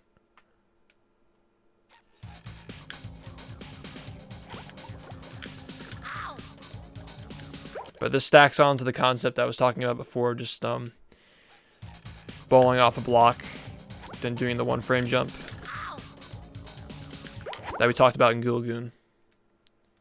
Again, there's 1 frame after every hit stun animation that SpongeBob has. You can get 1 frame jump like that. Pretty simple. All right, so we spent enough time in there. Now we're gonna go scroll down to Mr. Krabs. Oh yeah, I'll just go to Patrick's stream just to show you. Like, you'll talk to Patrick, you'll get the spatula, and then you'll warp to Mr. Krabs. I'm quick. Bowl this Tiki stack again. Now, some people actually think that bowling into this Tiki stack is what gives you the sock. What actually gives you the sock is spinning and hitting this statue, so just jumping over the just jumping over the statue isn't going to give it to you. I really am tired tonight. I'm messing up my words so much. I'd like to continue this tomorrow, but I don't have a save file, so it would suck having to redo all this. Oh yeah, just you're gonna want to go straight to here, but a backup strat if you can't do the sock ahead is you just hit this TV and get the sock over there. So keep that in mind. It's a backup sock.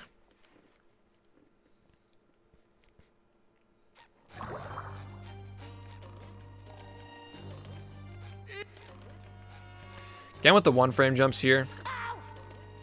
If you get it, you can do a thing where you jump through this. But if you don't get the 1 frame jump, you can just jump around this way and bowl into the cutscene. This is also pretty easy. Just space your jump to grab this. If you happen to miss it, well, I can't even fucking miss it. Okay, whatever. Fuck it. You miss it. There's a backup strat where you go up here.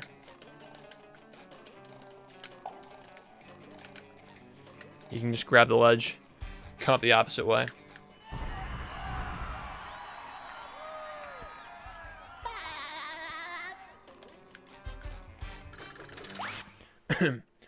I wouldn't worry about this sock if you're a beginner, but I'll show you how to do it.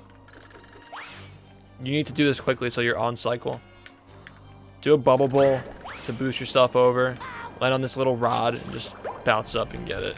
It takes practice. You'll get it eventually. You'll figure it out. But if you can't do that, then just go and get the TV sock that I showed you before. All right, melons. You're gonna want to go to the left here first. Throw this melon at the edge of this little block here. Very simple. Walk to the edge. Also, if you use your belly hump, I guess, and push forward while you're facing the melon, you'll destroy it from a range. But the reason why we walk off to the side, like go all the way over here, is because landing here deactivates the tiles so we can turn around and grab and throw. Hey, what's up, Emmy? Alright, when you're walking here, what's key is staying in the center of the platform and throwing after you reach the second half of it. Otherwise, you'll fall off or miss your throw. Alright. Usually what I do is stay to the side here. But sometimes you get really terrible RNG, kind of like that. But I kind of messed that up, though. I walked to the side a little bit. If it gets so close to you to the side like that, where you're worried that you're going to fall off, just go to the right. Like, I guess like that. And go around.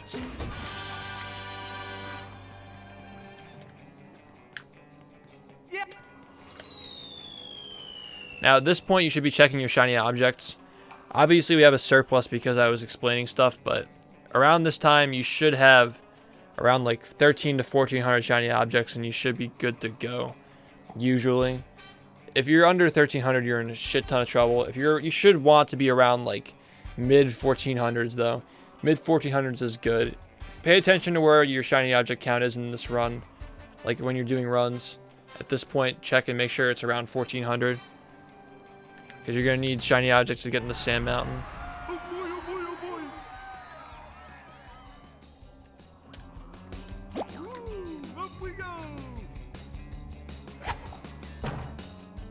Alright, I'll show off the new method for doing this, and then I'll show off the old method. Slam on this. Now, an easy way to remember this is running to the melon. The one that's directly in front of you is the one you want to hit. You have to hit all the towers once to make this work. Don't hit the one on the right of me a second time. I think that goes without saying. Now, that should do all the towers, right? I'm just going to reload just to show you how to do it. An easier way to remember. So, another way of doing it is just going around in a circle like this. Oh, okay. Well, normally what you do... My bad. So you'd slam on this one.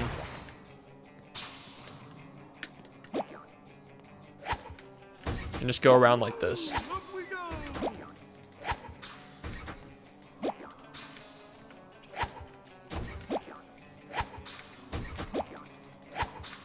you can just slam on this. If you really want to. I think that throwing the melon and slamming are the same speed. But I haven't done it that way in a very long time, so I wouldn't know. Alright, slide jump. This is another storage technique where you just store speed. Make sure you hit this button, don't forget it. So you're going to want to walk up to this slide so you get caught on the edge over here. Turn the camera so this little beam, see this beam that's like this little glowing beam that I'm shaking around with the camera right now? Line it up so it's around like right here. And when you gather enough speed, you can just jump off the side. Slide off the edge and just... It's pretty self-explanatory. I think the hard part is just figuring out how to get to that point where you can jump over, like landing on the side of the slide. I'm so tired right now, dude. I wish I could do this in more than one part, but I don't have a save file, so I can't. Yeah, but the method is you just line it up, roll off to the side, land on the slide, and jump. There is a backup strat.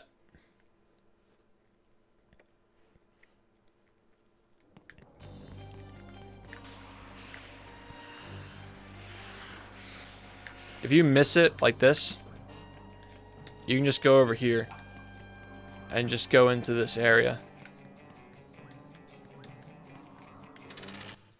You'll spawn in as SpongeBob, and you'll, of course, like, this doesn't keep you from doing the trick at all. You still have to, Hey, kid. You'd still have to warp back to the spinning towers of power. Once you go through this whole thing, you'd still have to do that and do this trick again.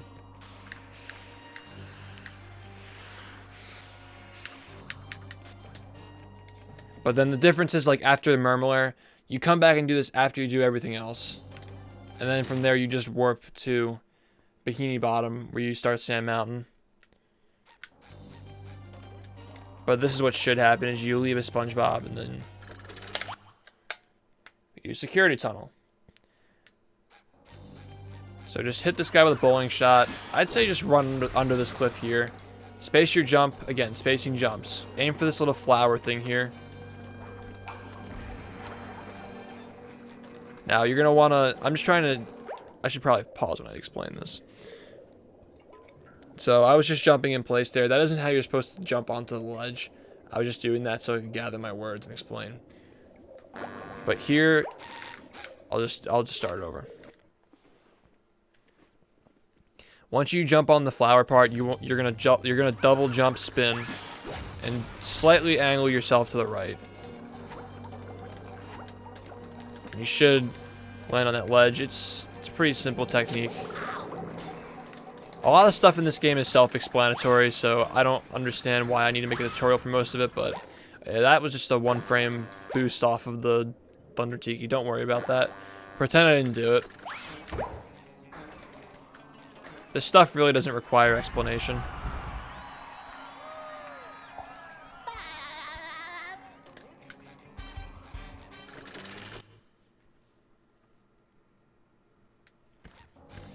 Here's an option for a spatula if you need it. The rolling ballroom, it's pretty simple. But we aren't going to do it. Just get the button and walk past it.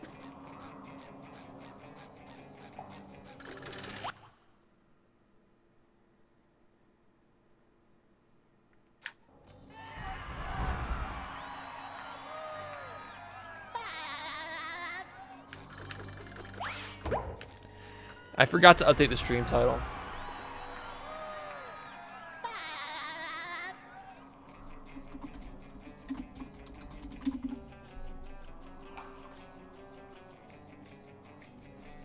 Alright, so that's just the Mermalair.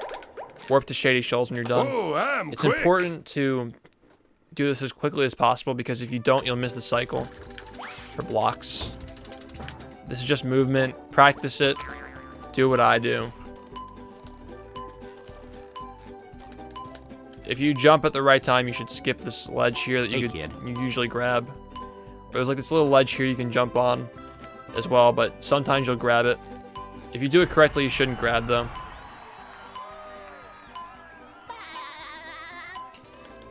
If you double jump, spin, and then spin again, you'll skip the taxi animation. You can just enter early. But if you need it, you can land here and use that to bolt into the taxi. If you need extra shiny objects, it's pretty precise, but if you really need to do it, then just go for it. You can cancel the taxi animation and get the shiny objects, but it's kind of difficult.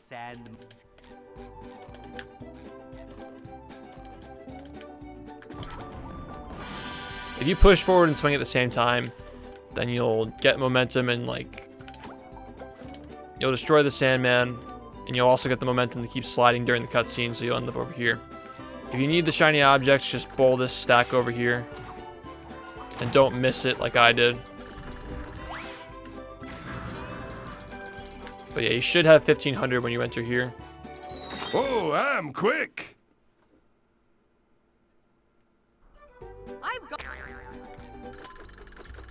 Just for this, pay attention to which tikis I hit. You want to try to hit a full circle of tikis on that to get a super ultra mega monster combo. I missed it, but just know that's what you're supposed to do. I'm not going to show off Billboard Skip because it isn't necessary. Just go through here.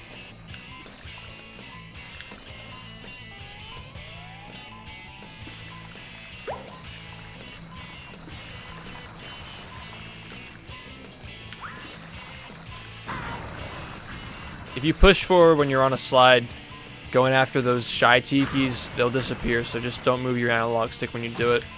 Like for here, I'm not giving any analog input when I go through these. I just let SpongeBob kind of fall through them.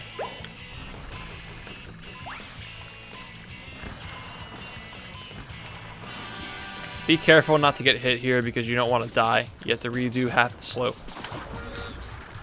Just do a bowling shot, time it so it hits the button. You don't get hit. Jump on the side of this rock. This is... Yeah, I can't really talk and do that at the same time. But you can hit that button if you're... I think it's next to frame perfectly. You have a couple of frames to do it, it feels like. You can hit that button as the Duplicatron's being destroyed. You save some time.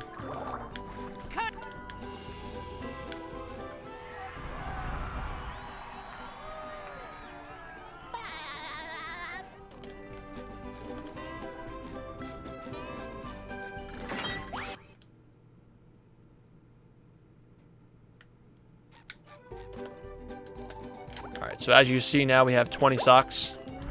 It's important that you have 20 socks. Very important. Now for this trick, you just want to jump and kick between these flags here. You'll get stuck in the balcony and you'll just jump over. Hit this button. You can also grab the ledge if you want.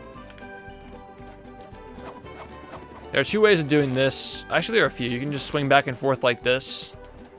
You can do my trademarked Lasso Stall method that I just fucked up. You can go around this way is what I used to do.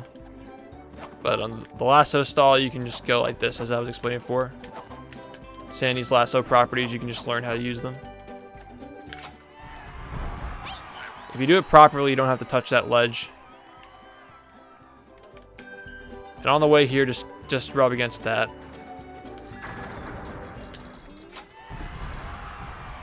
If the chuck's a problem for you, just wait for him to fire or destroy the chuck as you're going down.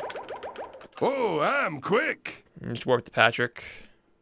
Alright, industrial.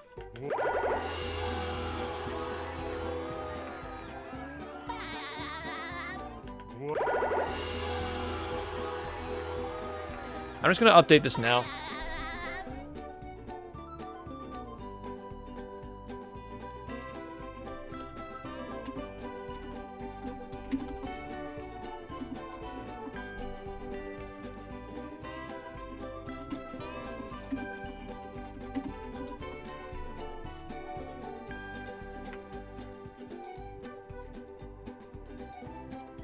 So you should have 41 spatulas. Oh yeah, warp to Shady Shoals, by the way. You should have 41 spatulas when you're exiting Industrial Park. But I think it'd be more helpful to... Yeah, here's what I'll do.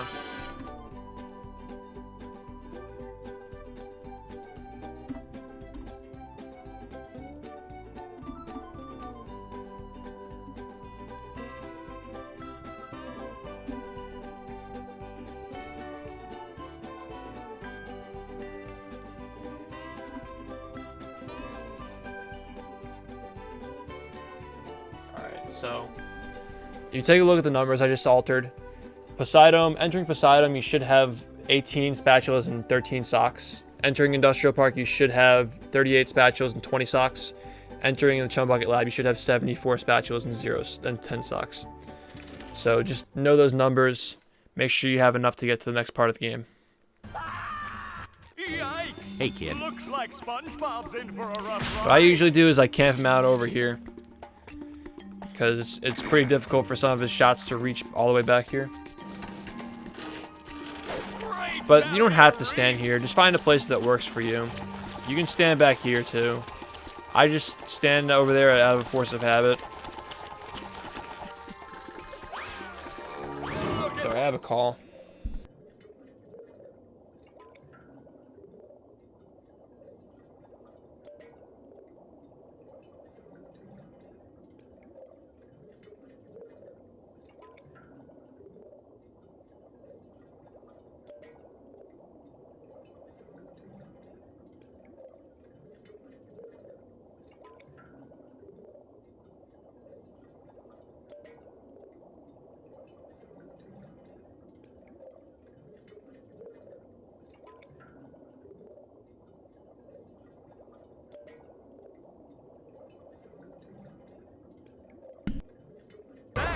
Robots made himself dizzy. That's the ticket.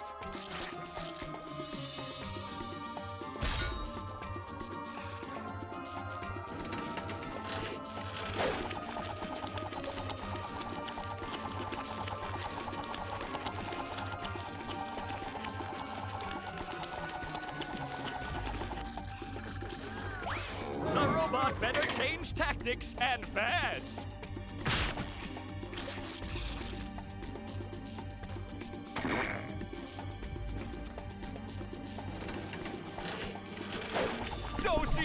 And around you go. Well, there's nothing really to say, Pig. Nothing's really going on right now. There are some techniques you use here. To get SpongeBob unfrozen?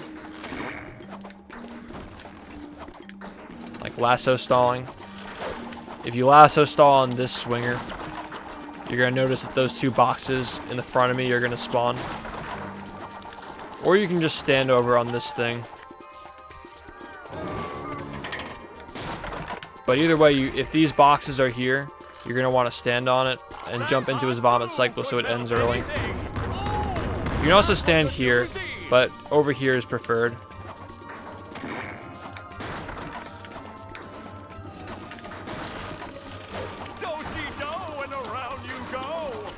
But the reason why I stall here is because the swingers spawn the boxes. And by stalling here, these boxes are going to stay spawned below me. I can spawn another one. Pretty simple. Rinse and repeat. And SpongeBob will be back in the ring. Oh, that was a doozy. How do you predict where he sits down? You don't. For this stage, you don't. You just react to it. For the next phase, there is a manipulation you can do. But it's pretty inconsistent, as of lately for me at least. I don't know if it's just me being bad at it now. SpongeBob is back in the fight. But I'll explain what I do. So this is the manipulation that I made up a while ago for this boss. Where you stand over here and then you move. Just follow my movement. Just some variation of that can get him pretty close to landing on this side of the platform. But if you're a beginner, you really don't need to worry too much about it.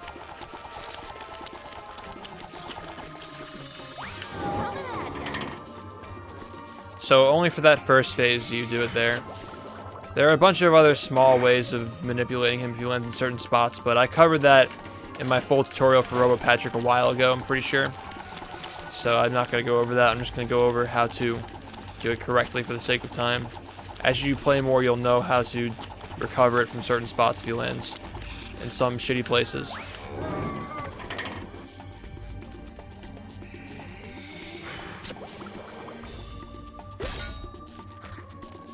Yeah, it's just rinse and repeat. But this manipulation method is very inconsistent, so that's why I lose a lot of runs to it.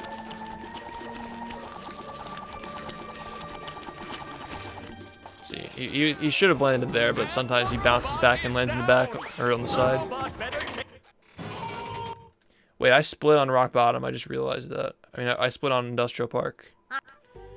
Okay, that was a mistake, so I guess we'll just split. Hope no one saw that. Oh, I'm quick. Whatever. If you're on GameCube, you just have to walk up this way. Pretty sure that's faster. But if you're on Xbox, you're going to want to warp to Shady Shoals.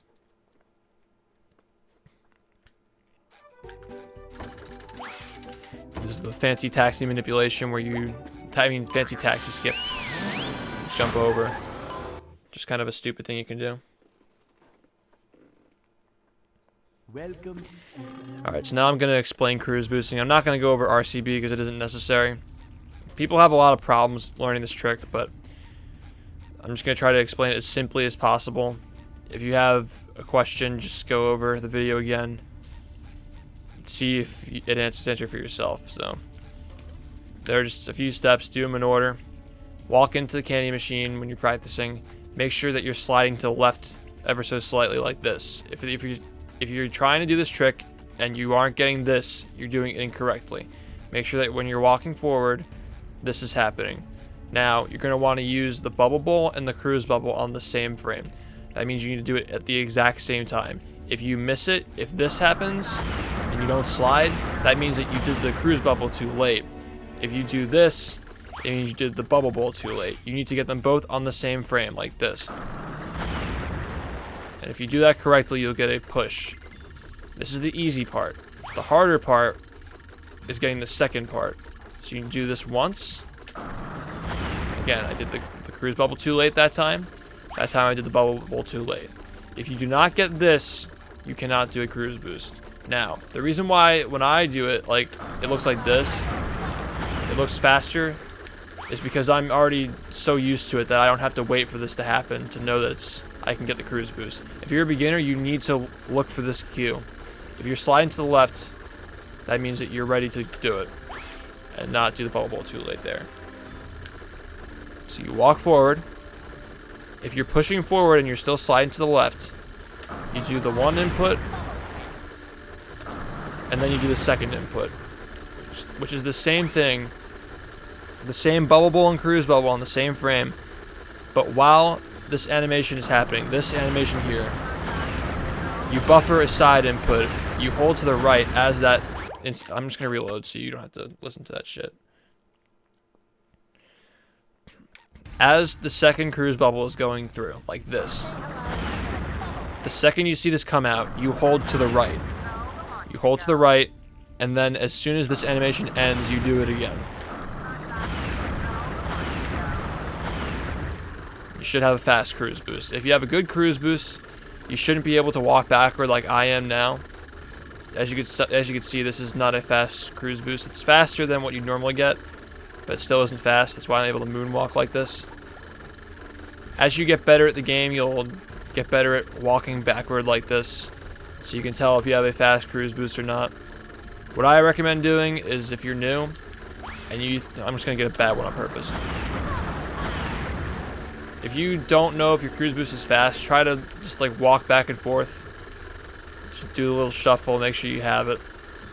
If it's slow, you aren't going to be able to clear certain gaps, so make sure your cruise boost is fast. 1, ready? 1, 2. Okay, this is fast. I can't really go too far backward. That means that we have it. So now I'm going to go over basic cruise boost movement. If you stand still, you do not move when you're in cruise boost mode. If you hold backward, if you're good at moving back, you can stand in place. That's how you turn in place, which is also a skill you need to hone in this game, is turning in place when you're cruise boosting. I'm making it look a lot easier than it actually is right now, but it takes a while to figure out how to manipulate the camera to do that. Then you could start doing harder stuff like Rock Skip and Squid Dream with the sock once you're good at that. Yes, this is actually the part of the game that gets difficult because of cruise boost movement. But yeah, you need to learn how to turn in place both ways. You need to learn how to just get it consistently. Also, another thing to know is that if you miss the first input like this, you can keep trying until you get it. You can keep going for it. If you miss it like this, you keep missing it. This is what it looks like to not get the second one. See how I'm not really sliding? My momentum isn't really changing.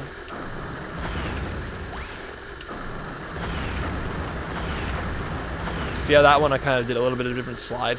See, it's hard to get used to it, but you'll notice eventually when you have it or not. You just need to practice it a lot. And I don't want people coming to me after trying to do this trick for 10 minutes and be like, I can't do it, it's patched. No, you're just bad. You need to practice it for many, many hours to even get it a few times consistently. So don't, it isn't your console. It's doable on every console. If you can't do it, you need to practice more. Don't say that it's a version difference, because it isn't. The only version difference is on PS2, where you can't hear whether you have it or not, which sucks, but it's fine. Some people find it annoying anyway, so if you get this, it means that you didn't get it.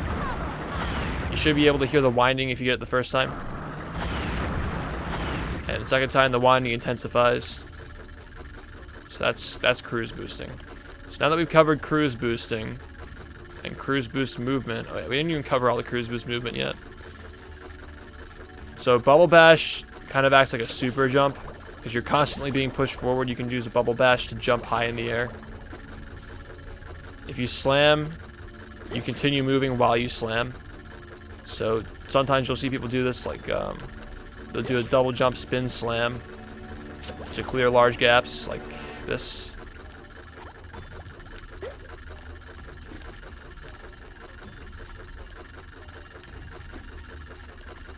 You might see this, where you do a boost jump and slam to get on top of certain objects. If that's clear enough, I'm going to continue now.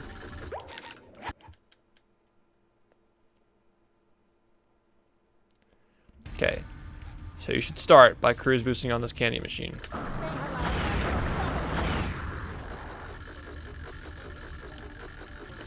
Make sure you get the artwork. Actually, you know what? Nah, I'm not sure if it's optimal yet, so I'm going to teach it this way. Just hit this button over here to spawn the spatula. Do a cruise boost on this rock. This rock is kind of weird. Just make sure you figure out which place to do it in before you go. Talk to Bubble Buddy to unlock this checkpoint. This spatula you see right here. You get to the museum.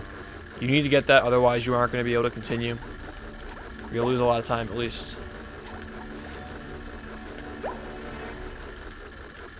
This is all just movement. It's not really, it isn't something I can really explain too well.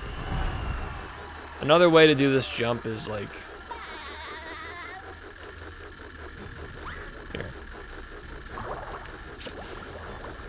You can also do the jump this way. You jump to the side like this, which is what I recommend if you're a beginner, so you don't fall and die.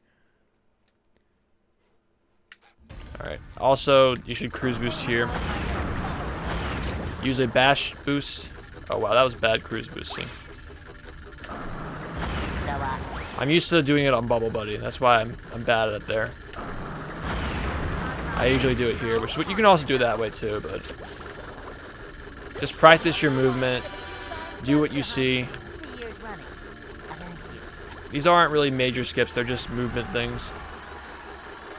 Also, make sure you turn your camera to the left when you go up there, so in case that happens where the camera gets locked, you don't slide off the edge and die. I turn my camera so if I happen to slide off during the spatula animation, I don't die. And in that case, you can do the backup where you jump up like this.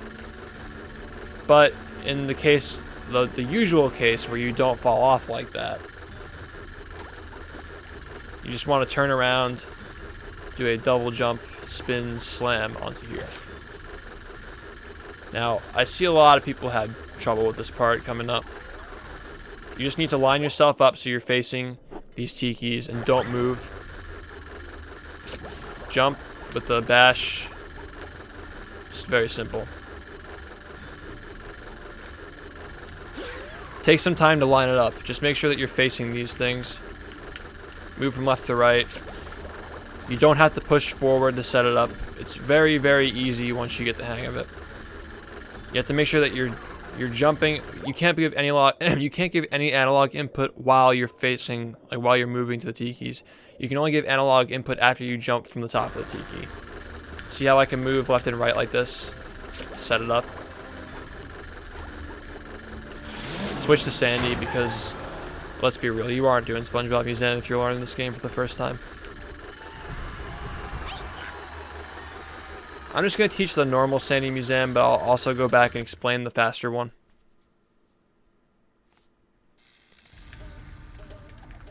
Just learn this movement. It's pretty simple. Now, if you're new, just wait here. Wait for the tire to go through the wall, and then you jump. You're going to want to grab this part over the tire over here. Sandy will go through the wall, and you will continue. Now, what I recommend is touching this point here because it serves as an auto checkpoint. If you die on this next part, you can just respawn there. Now, this part gets tricky for new people for some reason. See, I haven't done this in so long, I can't even remember how to do it. So let me just explain it. What I did there was I went way too low. See how I spawn over here?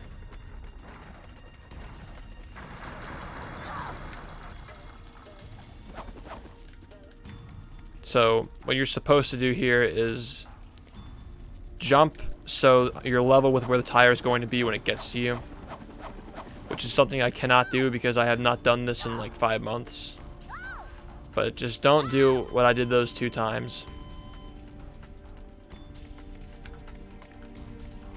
What's up, Smilzor? Also, it's important to hit those tikis on the way there. Yeah, this is a lot easier than I'm making it look. I just have not done it in a very long time. Just hover here, let Sandy grab the ledge like that. Don't push toward it. Also, get this sock here. Here's another one.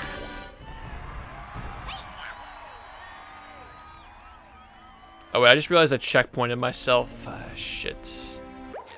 Alright, I gotta reload this.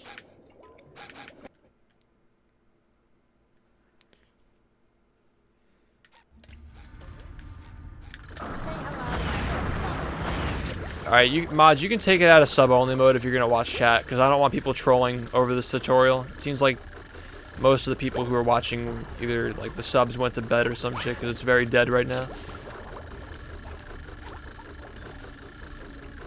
Okay.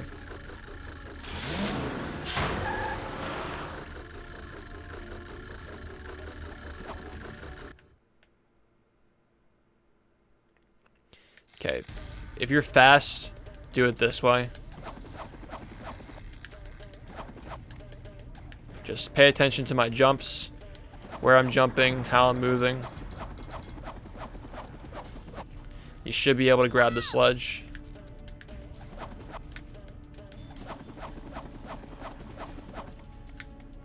This is like the non-beginner version of Sandy Museum.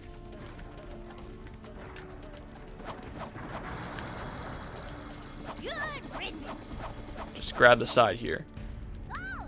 Make sure that you're grabbing it over where I'm grabbing it. Don't chase the tire. If the tire is moving away from you, don't chase it.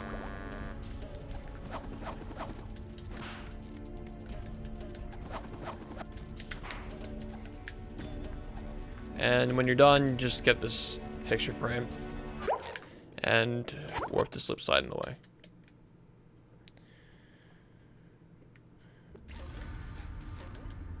Well, if you guys have any questions, I think that the non-subs would like to ask questions too, so I'm just gonna take it out.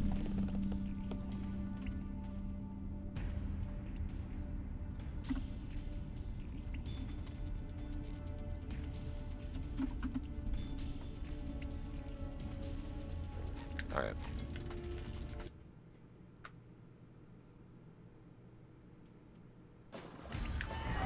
This part is very self-explanatory. Pretty easy.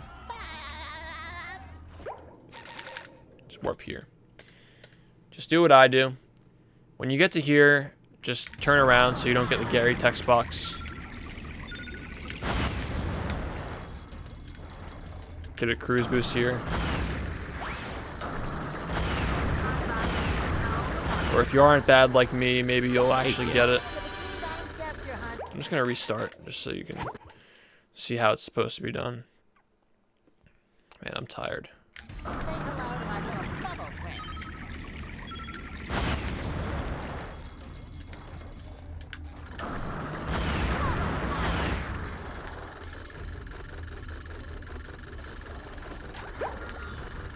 you sidestep here and you can jump through that little area. This stuff doesn't really need explaining. If you miss the cycle like that, you can grab the ledge. But optimally, what you want to do is jump while the platform is pushing you up. Which I guess I can explain here.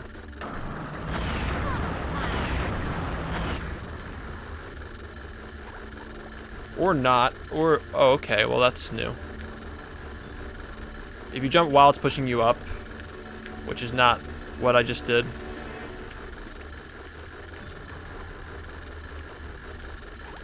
You can get over and skip the ledge grab.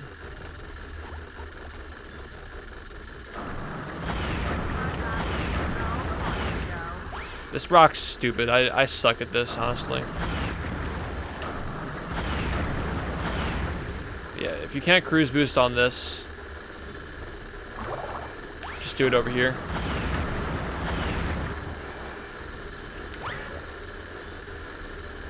Double jump space to slam here.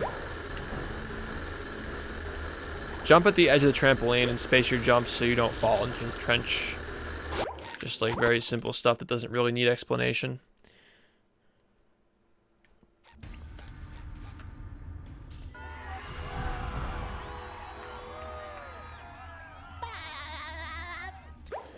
Alright, now I'm going to explain Prawn Skip the easy way.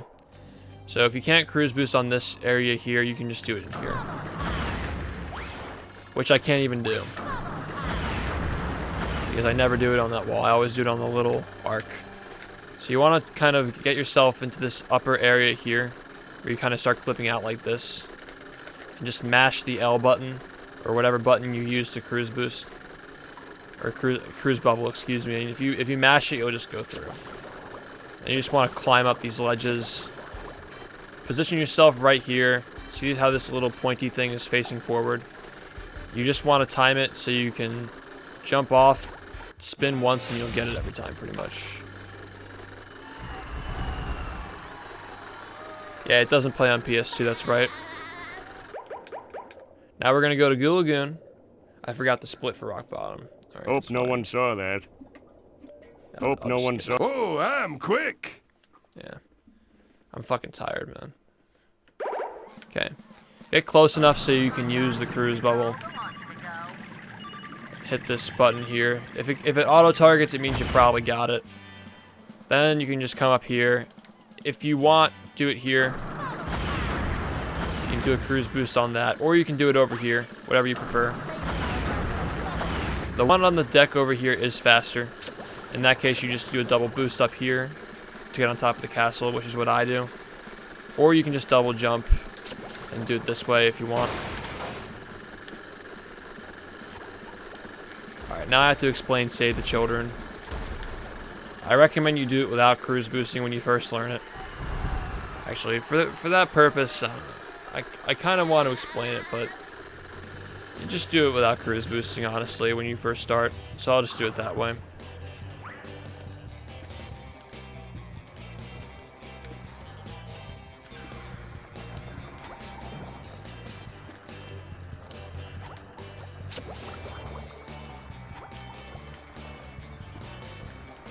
It's really, this is something that you are not going to be able to do as a beginner.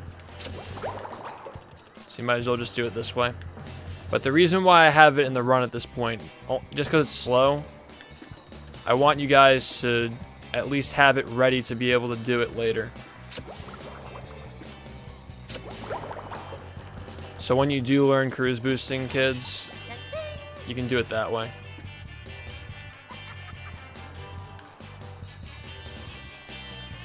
But this way you have the option to learn it if you want to, which I'll go over it later. But for the purpose of making a tutorial for the game, kids, it's a pretty advanced technique that you don't need to learn with cruise boosting right away.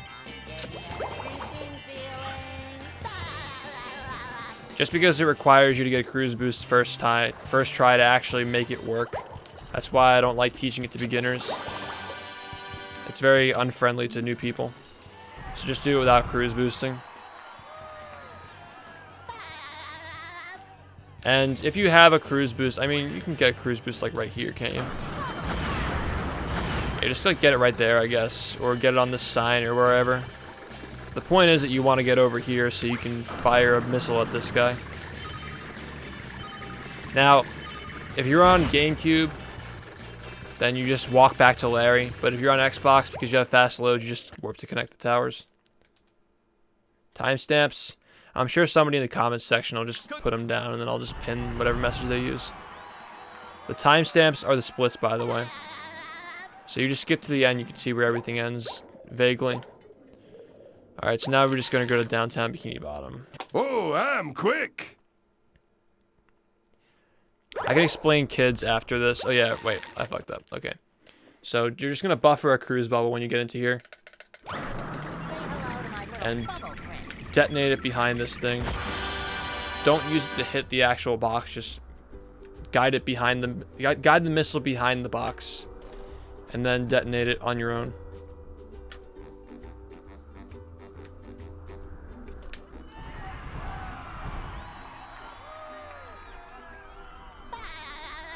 Now we're gonna go to Jellyfish. Oh, I'm quick. You can get a cruise boost off of this wall. Or you can get it off of this box. Or you can get it off of this side, which is what I used to prefer.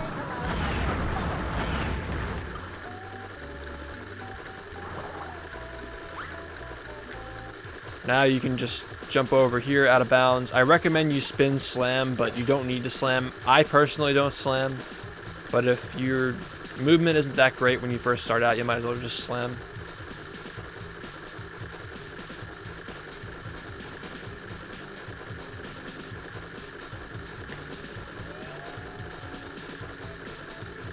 Now I'm actually going to give an easier way for doing this because I see a lot of people have issues with cruise boosting and turning around in place when they first start out. So I'm going to explain an easier method to do this. If you're good, you can get it without getting rid of your cruise boost, but you can just do it this way. It's very simple and easy if you're new, and then you just get another one over here.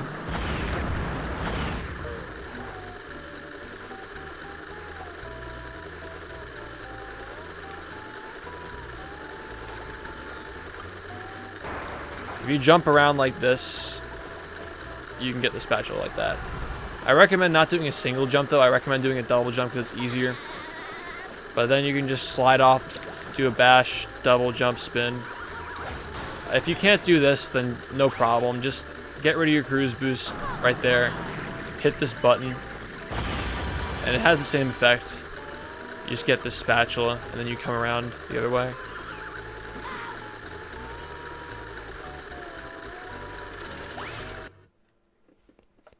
I'll go over some different methods for doing this part too.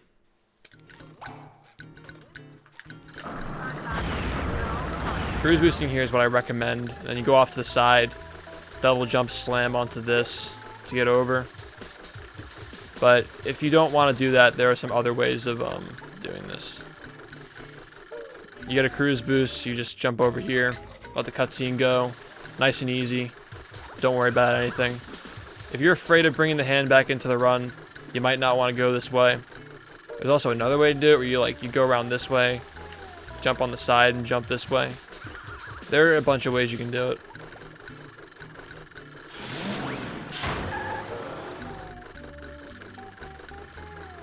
Alright, this really does not need to be explained.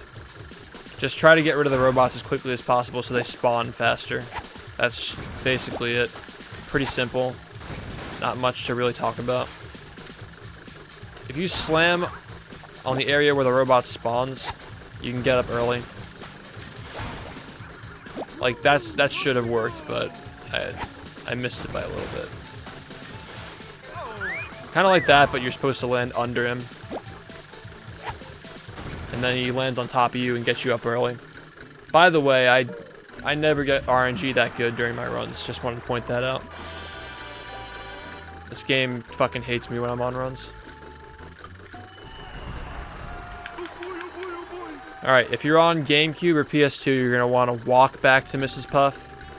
In which case, make sure you get the text box from Mrs. Puff before you go to the bus stop. Like that. If you try to be cool or fast and walk around the text box like this, when you switch to SpongeBob, the text box will come out and you will soft lock on the bus stop. So make sure that you get the text box before you go to the bus stop. If you're on an Xbox, you're privileged with fast loads. So when you get the spatula, you just warp to here. Alright. Now you just come over and set up for your cruise boost.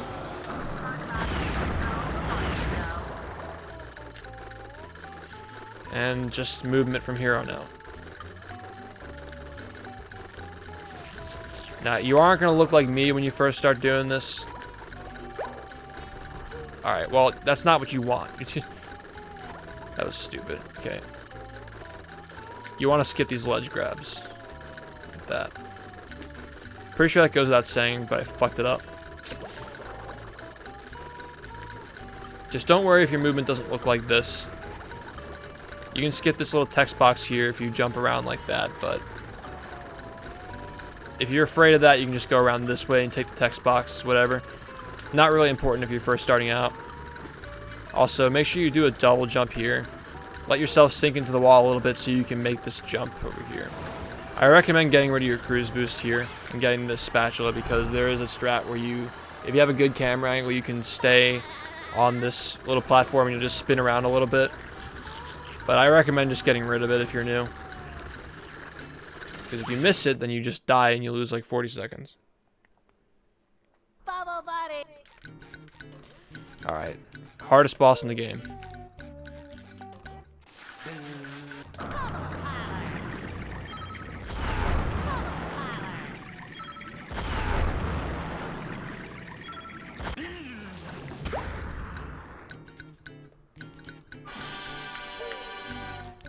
Alright. The slide sock is not necessary in this route because we got the one in museum. So don't worry about it. You can just go straight to Squidward on this.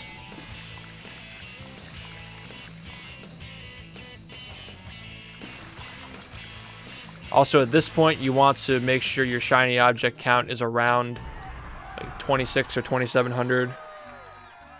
I mean, 2700 is what I meant to say. At that point, you know you have enough shiny objects to be able to finish the game. Alright, cool. Now we're going to go to Kelp Forest. Go to the chum bucket spatula and I'm splits. quick. I'll go over alternate spatulas and stuff like that when we're done. Oh yeah, if you don't have enough shiny objects, like if you don't have 2700, you can just roll this behind the chum bucket and go to the Kelp Forest. Also, it's April Fool's Day, so you're going to notice the pink flames. Just pay attention to the cutscene, you'll see it. I won't mash through it here. See, look, pink flames. Alright, cool. So you're going to get a cruise boost on this box. Jump on this leaf. Go around this way because it isn't worth falling if you aren't good at this strat. There's another strat that I do where you go like this. But just for now, if you're a beginner and you aren't very good at turning around in place like that, you can just do the normal thing where you go around like this.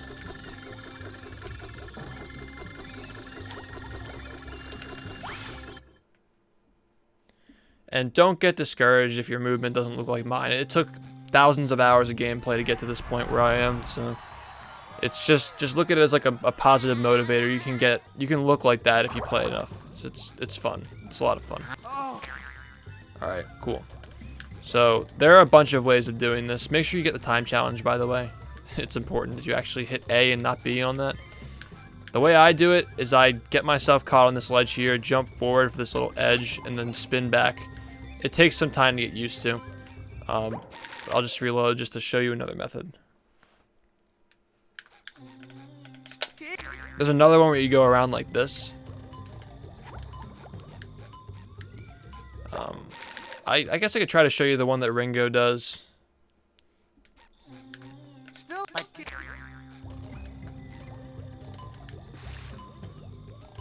I don't even know how he does that. It's super risky looking, and there's no point in doing it. So I'm just not going to show it. This is the one that I do, though. Okay, I did not mean to show you that. Don't worry about that. Don't even ask. Don't worry about that until you get like, I don't know, until you're going for a 58. Just do that and go in the box.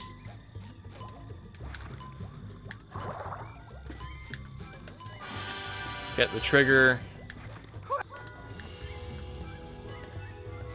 Now there is an alternate method where if you cruise boost on the stairs like this, and you go into the box here, get this, jump in the box. You'll appear over here, and then like you'll slide out the edge a little bit, and you just get the spatula. You'll get pushed into the door. But I wouldn't worry about that if I were you. Just don't worry about cruise boosting in unnecessary spots until you need the time save. That's why I don't recommend doing that.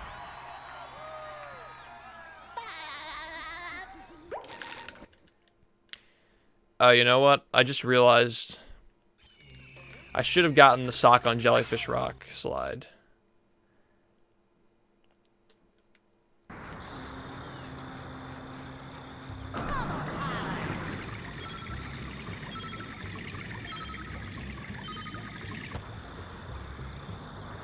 I feel like people are just going to fall off the slide if they do that anyway.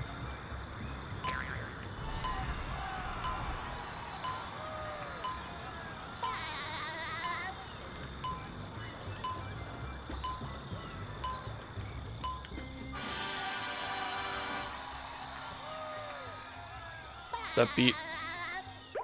Warp to Tiki Roundup. Give a slight input on your control stick so you tiptoe in this direction, because if you don't and you push forward, you'll get that stupid text box, so just go around it.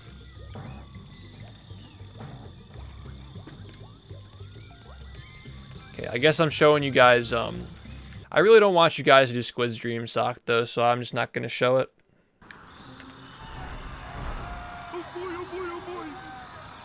I mean, I'll show it, but I don't recommend doing it.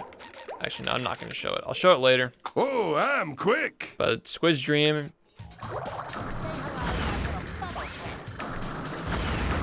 just for demonstration, if you miss a cruise boost like that, which you probably will, there's still a way of making this cycle. So don't worry about getting it first try if you're new. Just go around like this. Wow. Did I have a slow cruise boost or something? I think that was slow. Alright, I'm just gonna wait here. Alright. Show it this time. This level requires a lot of practice to get a feel for where the notes are gonna be. Wow, okay, I don't really do this method anymore in my own defense. I get the sock, so I never have to go this way. If you get first try cruise boost, then just jump on the notes to stall for time, so you meet the cycle.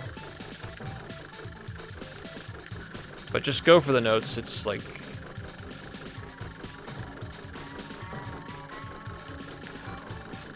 that's the easy way of doing it.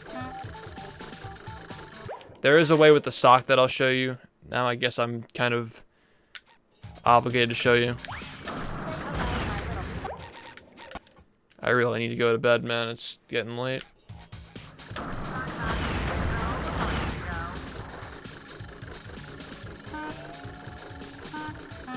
This is the method that I do. Where you do like a full circle. Wait for the sharp note to get to the edge. Sharp note. The sharp symbol to get to the edge of the note path, and then just jump to time yourself to get it. If you want to look at visual cues, just watch again. You can see how I got the sock. If you can't get the sock, don't worry about it. Oh, I'm quick. If you can't get the sock, don't worry about it.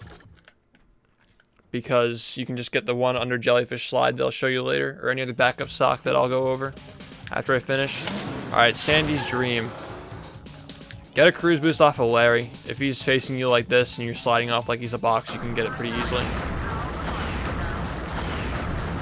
Alright, so Sandy's Dream is a pretty simple trick, but it's easy to fuck up if you aren't careful. Wait for this wheel to reach its down position and then jump. Just try to get a feel for what I'm doing. Okay, ready? down, jump, slam. Okay. If you slam at the time that I slam, you should get it every time. You just have to practice it and get a feel for it. Pretty simple trick.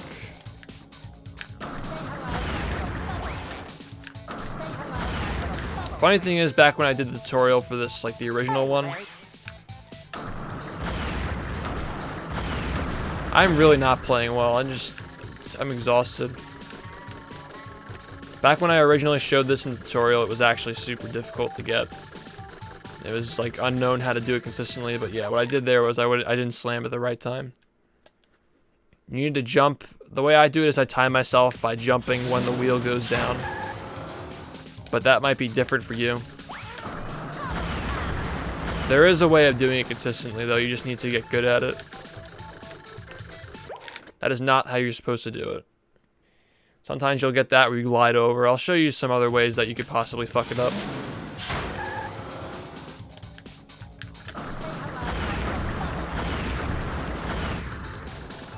Sometimes people will jump really low to the ground. Okay, that actually worked. Never mind. You want to jump high and slam into the wheel. You have to slam after you get into the wheel, because if you slam before and go into it, you'll just get stuck.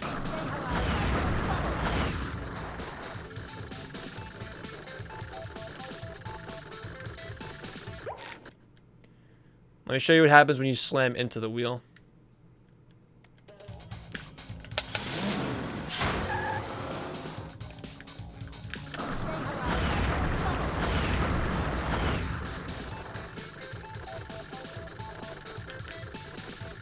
Just get stuck like that. You have to slam after you're in the wheel. Jump when the wheel goes down, and then you just slam. If you time it correctly, you should get it every time.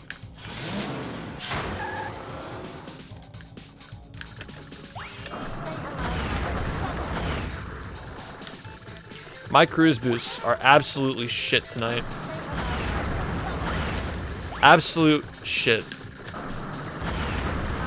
This is terrible. I need to go to bed.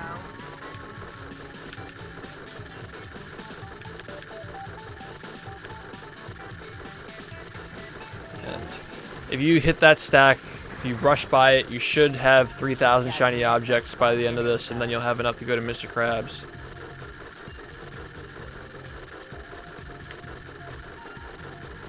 I didn't think it would take as long as it is to explain everything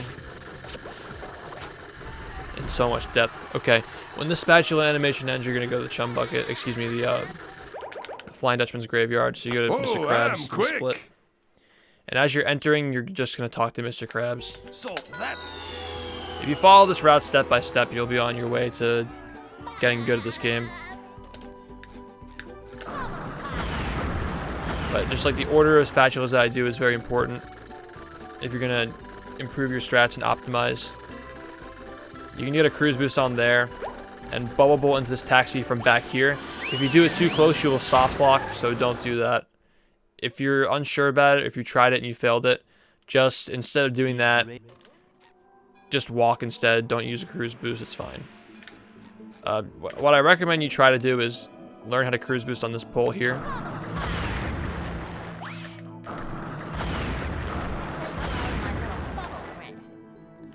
Because if you do this, you can jump on this little anchor in the chest and jump on top of that stack of tikis floating over there to jump over. So I'll show you that now. Like this. You could just sidestep this, or you can miss it like me. Because I really need to go to bed, and this took a lot longer than I expected it to take. But anyway, that's the boost. Now, if you can't do this, which is fine if you can't, especially on Xbox 360, it gets really laggy. So you might want to just go over and do it over here.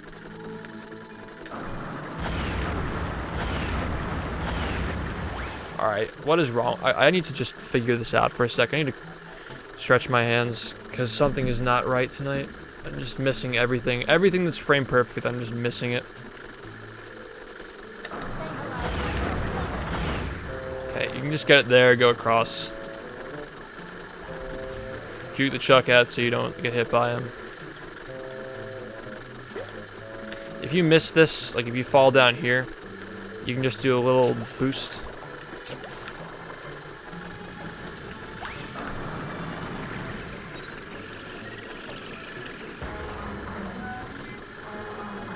What's the reason for standing on top of the taxi?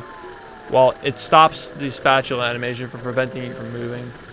It skips the spatula disappearing animation when it's like, say, you need 30 spatulas to get into Sand Mountain.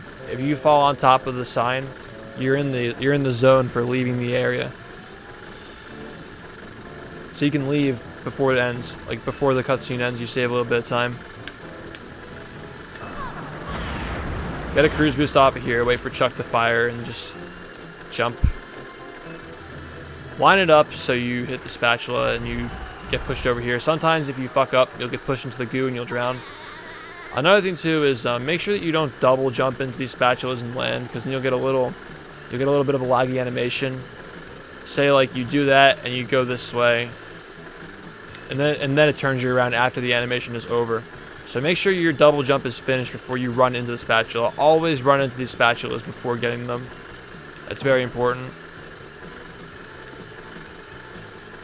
Chuck has better aim in certain areas on GameCube, but not necessarily every Chuck has godlike aim. The one on Sand Mountain has really good aim. Here's another spatula. You should grab it from this left side here so you get pushed to the left. But if you get fucked on that once, I recommend just getting rid of your cruise boost and walking to the end here.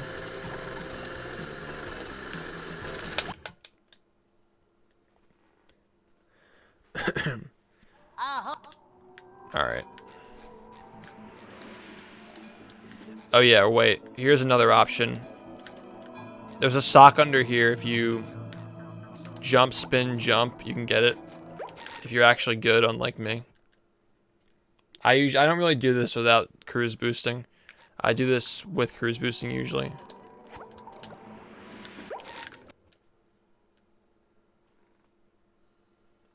The one on Cnito has the same aim as everybody else.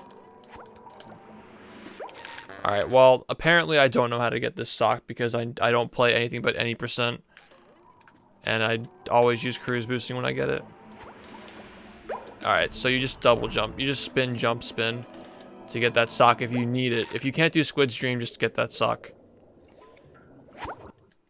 But if you do Squid Dream sock, then you can go this way and just go straight to the spatula. Do a single jump into it. Don't do a double jump because you'll get the crouching animation. You'll lose frames on it. If you happen to miss it, do the bubble bash and you'll get it. I mean, I highly doubt there's a special cutscene. Nice April Fool's joke, but hey. Just do wall jumps. Don't pay the clam. Don't pay the fucking clam. Make sure you hit B when you go over that clam. Wait, actually, no. Paying the clam isn't an option anymore because the route changed. That's funny. So since I rerouted the game, you can't even pay the clam because you already got the spatula from Mr. Krabs. Anyway, this is called wall jump skip.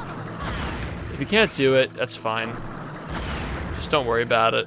But I'll show you a different way of doing it as well. If you just land on this side here, you can buffer a bash input, jump to the side, and boost up. Sometimes you can grab the ledge. Here, I'll show you. If you grab a ledge like that, you can just boost up and slam. There are a bunch of ways of doing it, but I'm going to show off the wall jumps, which are more commonly used here.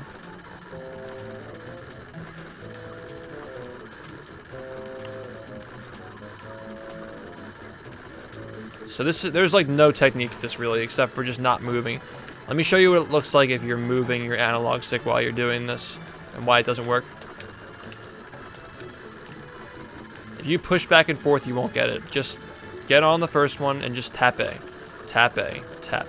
Tap. Tap. Tap. Tap. Tap.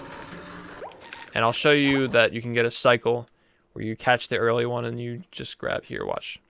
You can grab onto the first one if you do this properly.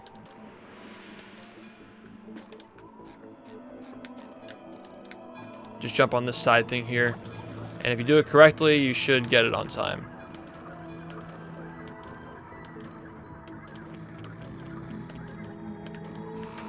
There's another skip where you can go like this. Might as well. If you can't do that, you just go around this way.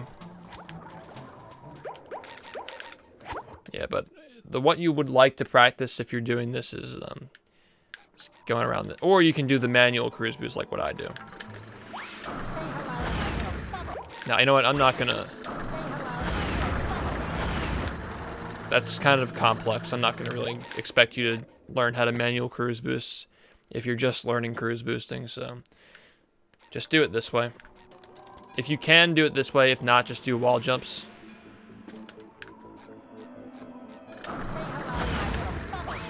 My cruise boosting is not working tonight. I don't know what it is. I'm gonna unplug my controller and plug it back in. I just can't do it.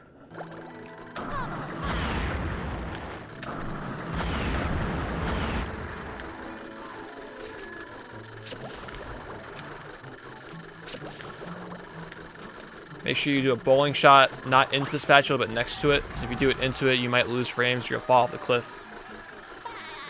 Make sure you get rid of your cruise boost before going into here. Alright. Cannons. Got a cruise boost here. Now, I've seen people go over here. I've seen people go over here. You want to stand right here where these colors separate.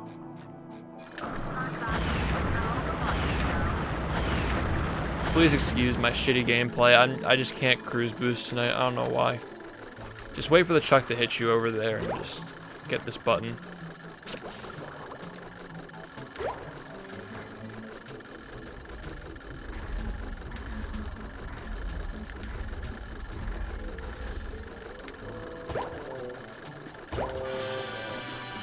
If you do that properly, you should get pushed toward the area over here where you can just boost back up.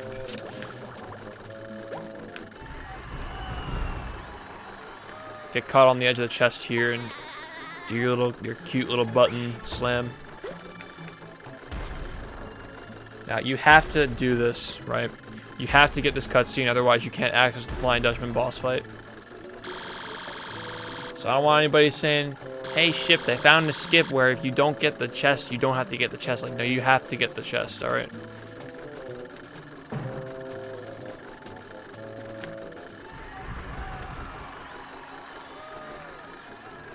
And another thing that's important is that when you land over here to get the spatula, you don't land on top of it, but you land next to it and walk into it so you don't lose frames on it. Now, if you can't do it as SpongeBob, if you can't do it with cruise boosting, you come up this way without the cruise boost. You can jump on this little thing here and do it without cruise boosting. Not very difficult.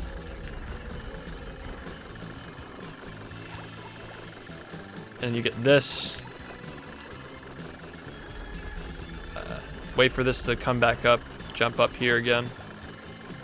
And then you get the button over here. But if you're doing it with cruise boosting, that's great. We're going to go do Dutchman Skip now. Alright. This is pretty easy once you get the hang of it. Just get your cruise boost.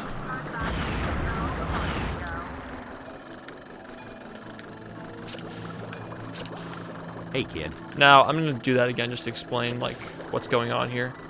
When I slide off the edge, again, what I mentioned with spacing jumps, how you can like, go off a ledge a little bit and still jump when you aren't touching the ledge. When I boost up here, I'm just going to hold right and slide off and do it again. Like that. I mean, seeing it visually is probably enough for you to know what to do, but if you slide off too low, you get that.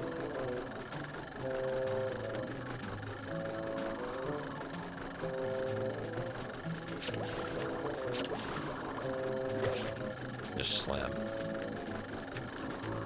You can get yourself stuck here to line it up if you want. But what you're aiming for is this little piece of wood that's like right in front of me. Not in front of... Here, I'll turn it. Like, I'm facing it now. Now I'm facing it. You want to aim for that. And if you do it correctly, you should be able to get up here. Now, you see how these 3 smokestacks are on this sunken ship?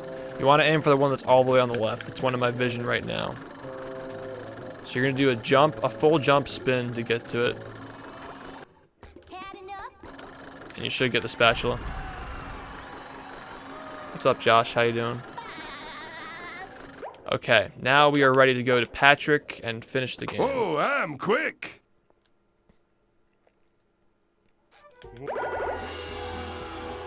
And we had the extra sock just because I wanted to show you guys where the spare socks are. The spare sock and Dutchman if you need it. Warp to the chum bucket, and we're going to do the final boss skip. Okay, you know what I think is the dumbest thing ever, though? When people go into this game saying, oh yeah, I watched Shift do this boss fight, and it looked easy, so I didn't practice it. Well, the reason why it looks easy is because I've done it thousands of times. You need to practice that. You need to learn it. You need to practice, you need to learn, you need to do the trick a certain way, otherwise it isn't going to work. If you use a cruise bubble the instant you get in here, you won't get hit because you have the invincibility frames of the cruise bubble. So do that twice. Make sure you practice this because I see all the time people just, they think they know what they're doing. They go in and they miss the buttons 3 times. They miss plankton. You need to learn how to judge where plankton's going to go. Just don't assume that this is easy because that's how you get yourself caught in a trap where you think things are easy and then you mess them up. So as soon as you do that, you line yourself up here. Put your foot over this line. Your right foot should go over this line, this crease in the platform, if you can see what I'm talking about when I unpause. As soon as the robot starts to wind up, you walk to the right and jump like that. Now I'll show you again. This is a physics exploit. Another thing you can do is turn around like this and detonate on the hand, but don't worry about that if you're new. It isn't important. Again, that'll happen if Plankton's being a dick. That's the reason why you practice, so that doesn't happen. Better change tactics and fast.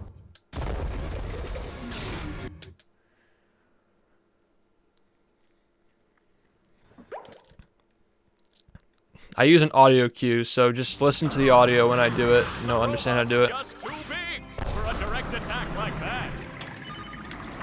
I wonder what this. I can't believe that hit me. Painful kind. Again. The robot better change tactics and fast. See, what happened there is I jumped... What, I jumped too early? I jumped too early, yeah. I jumped too early, so I didn't get the maximum boost.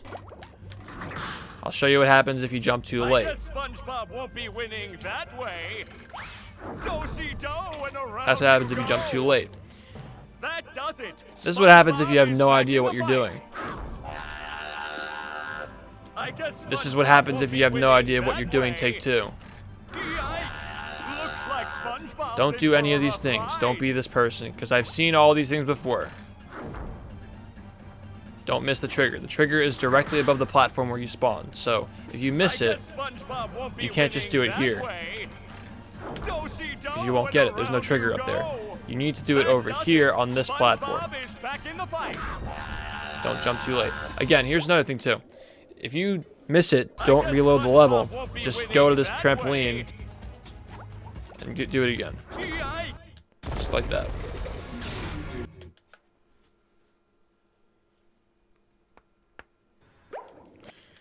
I love showing off what it looks like when you don't know what the fuck you're doing. Because these are the same people who say they get it and they don't practice it and they assume they're going to get it and they spend 20 minutes on this boss fight and they're like, I thought it was easy.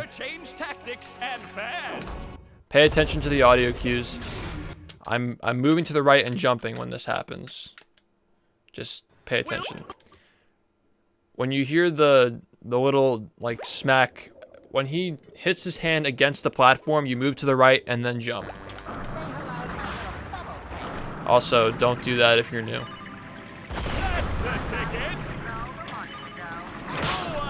I don't understand how I'm getting hit by that on the second swing. Probably because I never missed this in runs, but that's how you're supposed to do it.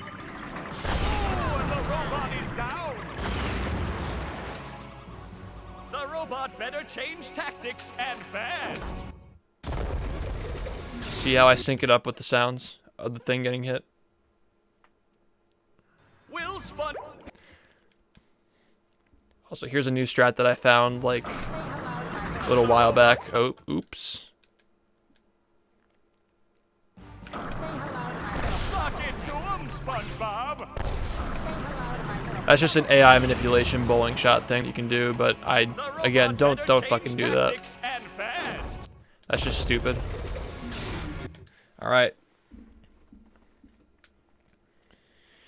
Will SpongeBob be able to neutralize For the sake of being a beginner, don't worry about tartar sauce skip. Just bowl this thing, get launched down. That was a doozy. I haven't seen anybody mess this up except for like Kona, when he had a 109 or whatever it was. But yeah, you just need to, you know how to do this. Because you skip that whole part, you don't have to deal with Robo Plankton up here if you're coming here from playing the game casually. Robo Plankton won't spawn.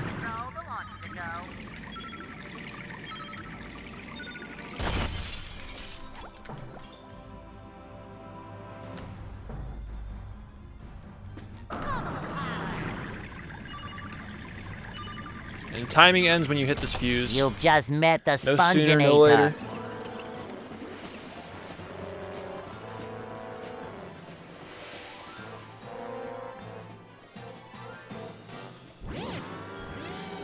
Yeah. So I guess we're gonna go over some alternate strats you can do. I'll just explain some things. If you can't do Sponge Glide, if you want to take on Cruise Boost Kids.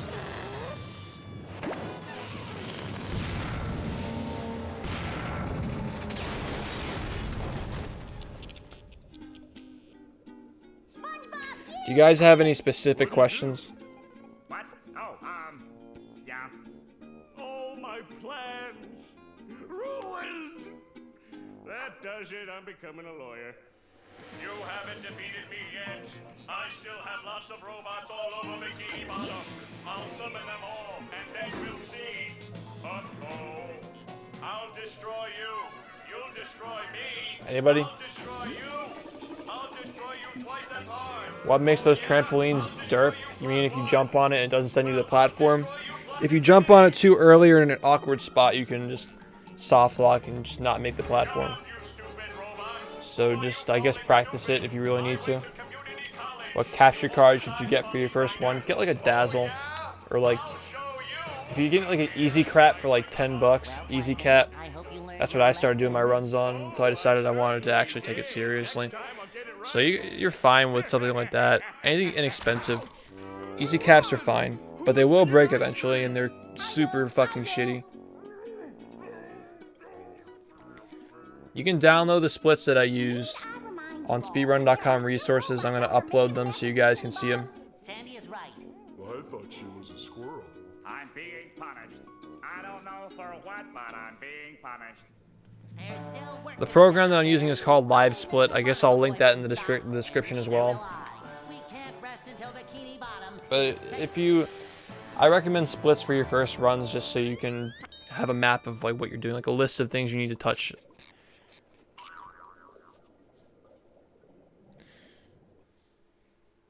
So I recommend using the splits and getting live splits set up. It's pretty easy.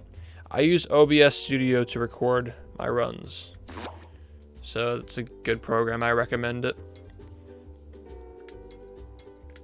Also, I can't say this enough. Make sure that if you're learning this game, if you have the ability to stream, just do it. Because people are going to come into your chat who like to run this game or like to watch, and they're going to help you with your tricks and stuff.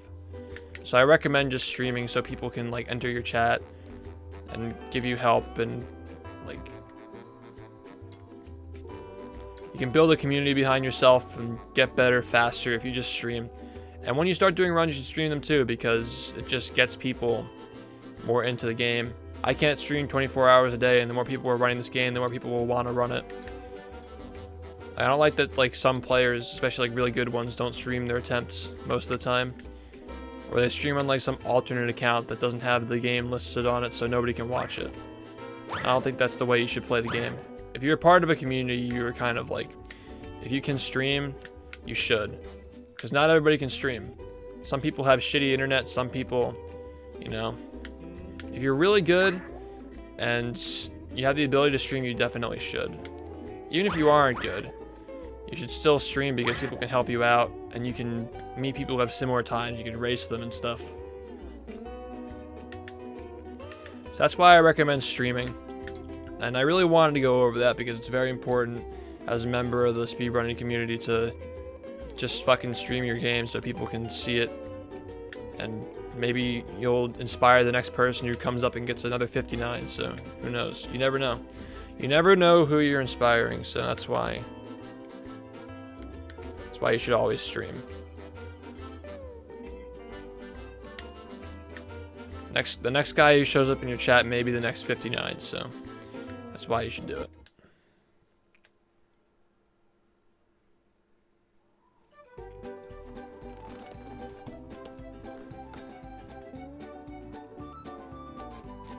No, I'm not speedrunning that fucking game. Fuck that. I speedrun this game because it's good, not because it's a licensed game.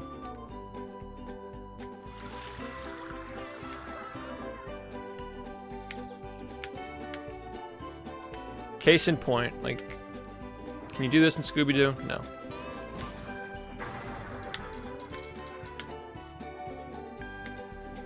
Like, I don't feel like collecting Scooby snacks for 3 hours. Alright, so now I'm gonna go over some other stuff that you can do.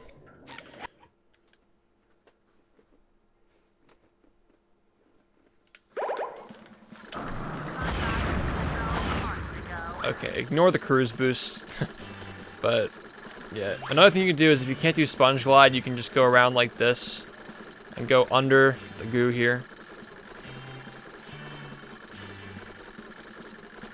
I'm just going to get a cruise boost for the sake of time, and I'll show you.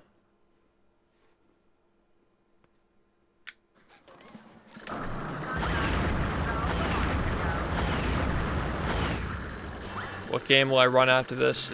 I'm not anywhere close to being done with this game, so I can't answer that question. For the sake of time, I'm just going to cruise boost to show you.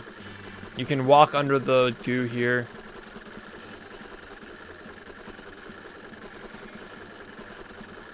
Make your way around.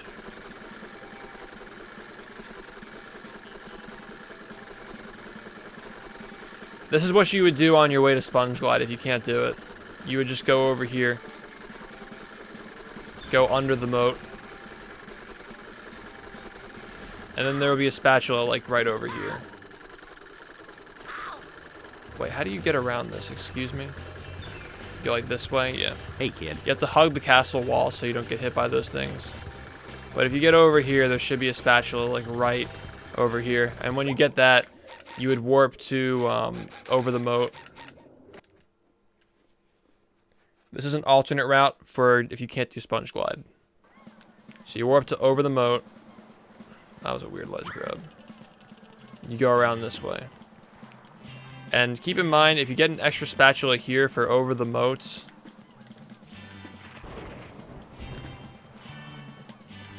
actually, you aren't changing spatulas anyway. Here's a sock you can get. It's kind of a cool one.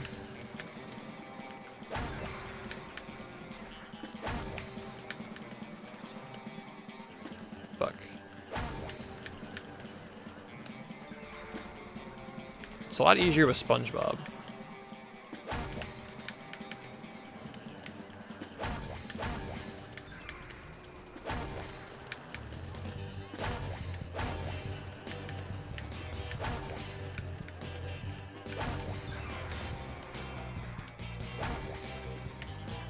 But you can like use this to push you up.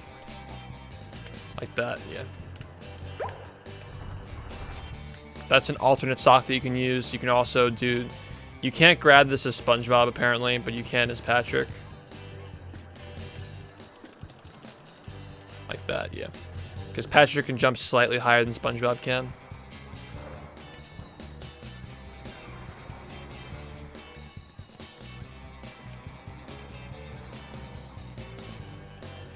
And then you can just jump around this way. Get the sock, and then the spatula will be like right here. And you just walk through this cave. So again, this is an alternate route for Goo Lagoon if you can't do Sponge Glide. If you're on PAL and it's too difficult for you, or if you're just like, you aren't good enough to do it, you can just do this instead.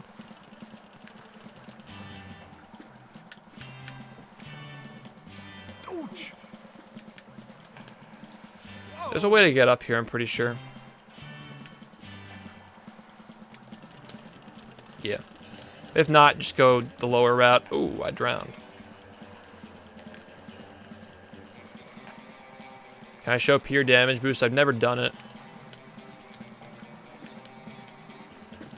I just did it again. What the fuck is this? Okay.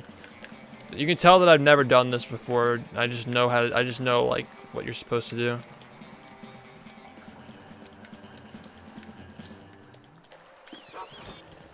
There are a lot of socks in here too if you're doing this as a beginner. Okay, that was stupid. The objective is to not drown there. Also, this jump is kind of difficult. You might as well just learn Sponge Glide. I don't even know what I'm doing. You can always switch to SpongeBob too. Like that. If you can't do it as Patrick, just switch to SpongeBob. I'll show you how to do it as SpongeBob too. And then you just switch to Patrick when you get to the pier.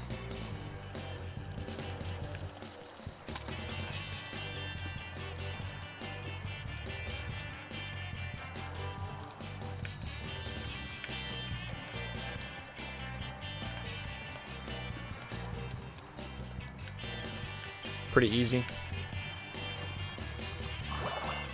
If you can't do it as Patrick, just switch to SpongeBob and do it.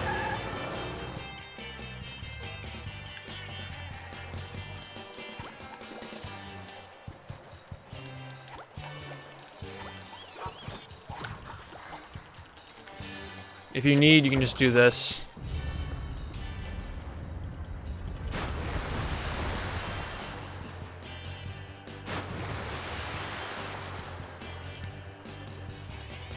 Actually, I don't think you can do that as SpongeBob. Because Patrick jumps higher. Maybe you can, though. I'm ready.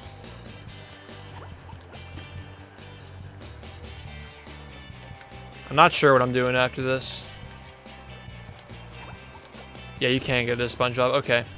If you find it easier as SpongeBob, do it that way, maybe.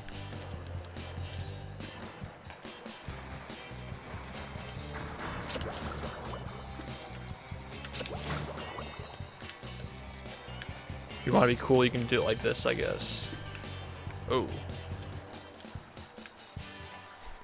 Here's a way of doing it.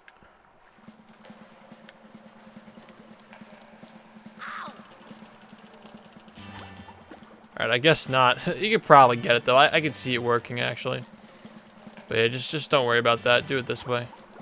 It's easier to do it as SpongeBob. So if you can't Sponge Glide, you might as well just do it as SpongeBob.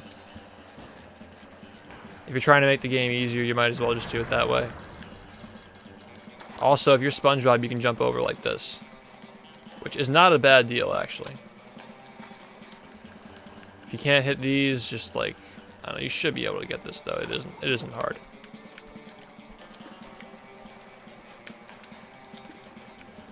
Is it hard as SpongeBob? No, it isn't. Okay.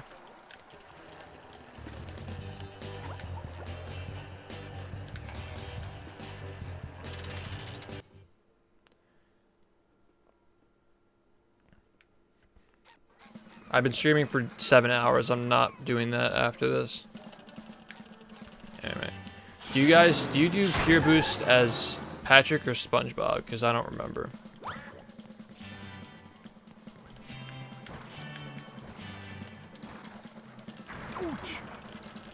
Oh, I understand. I get it. Okay, I got it. You just gotta space it so you double jump into it. Alright. You need SpongeBob to do it. I'm pretty sure you can do it as Patrick, though. Like, it's optimal to do it as Patrick.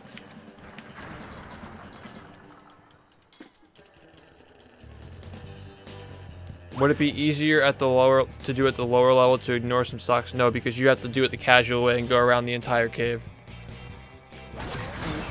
Oh.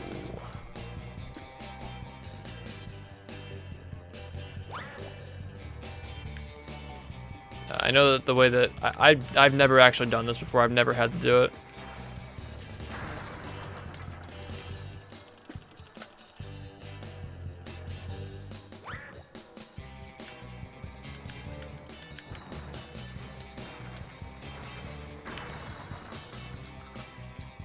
Yeah. I seriously don't even know what I'm doing here, but there is a trick where you can do this.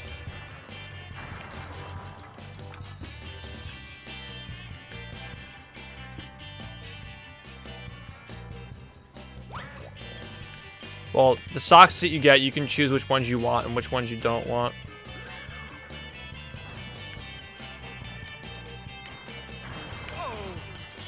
I don't have a double jump to get over there, though.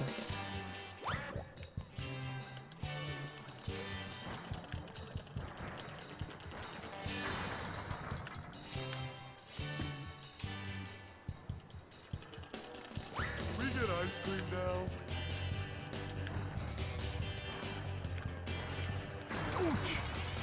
Alright, that's how you do it. That actually isn't that hard. So just pay attention to how I do it and just figure it out. I just learned this trick just now, so I don't know. I'm not the best to explain it. Yeah, you just have to get it angled so you can jump over the pier.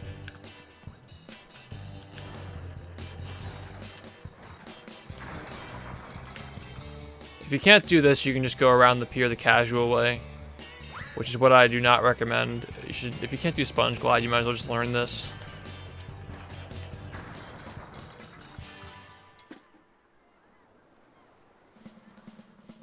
But I think you should switch to SpongeBob here anyway, though. I think that doing it as SpongeBob is optimal here because you have to do the slide stuff anyway, and then the tower jump. Yeah, you have to do it as SpongeBob anyway, so you have to switch to SpongeBob.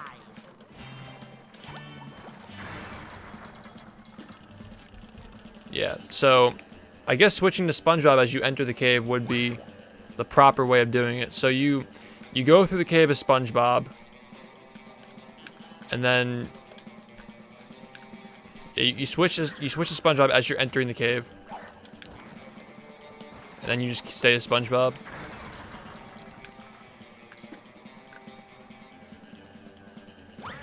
It'd be easier to bubble helmet over. Well, no, because it's a frame perfect trick, and I'm not going to expect new people to do that.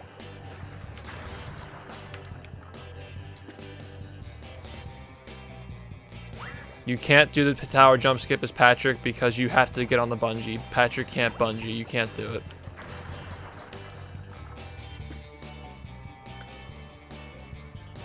So I don't understand why people make claims like that when they don't know if they're true or not.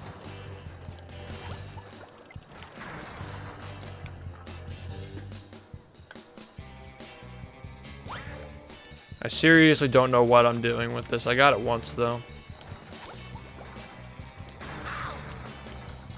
Oh, that was pretty stupid.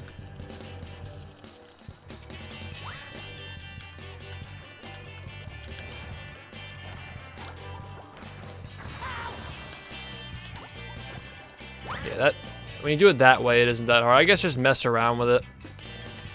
But this is what you should do if you aren't doing sponge glide. It's just like your own little run killer, I guess.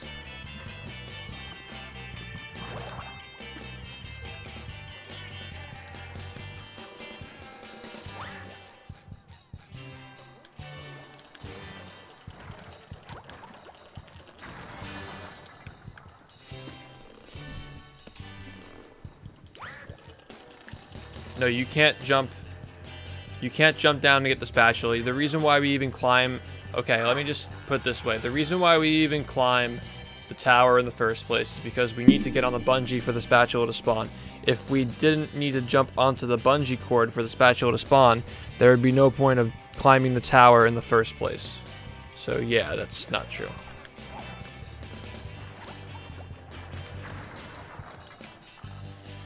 Yeah, I'm really not very good at this.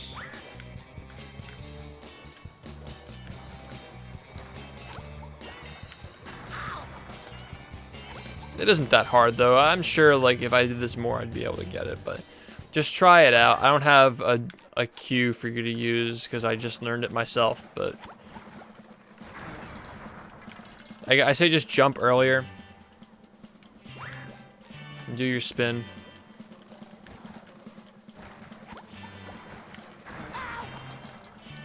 That actually isn't hard at all. Not gonna lie, that's pretty easy. Just jump when I jump. Try it yourself.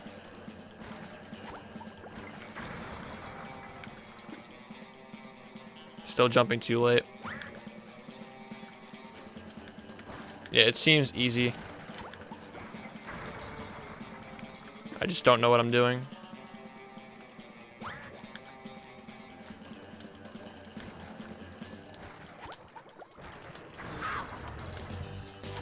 Yeah. Yeah, this is used when you can't sponge glide. Jump right before it blows up. I'm still jumping way too late.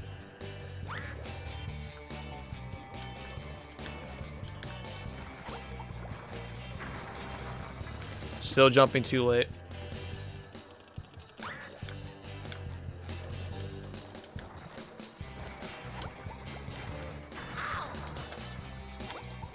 Yeah, well, I should have gotten that, but I did the spin, so I couldn't get on the ledge.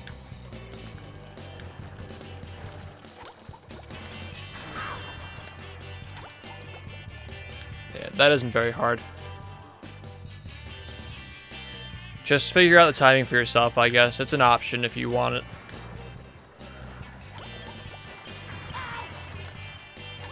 Yeah, not very hard. Then you just go through and do all this. If you seriously can't do sponge glide, it's an option. Let's think of other socks and stuff that you can get if you can't.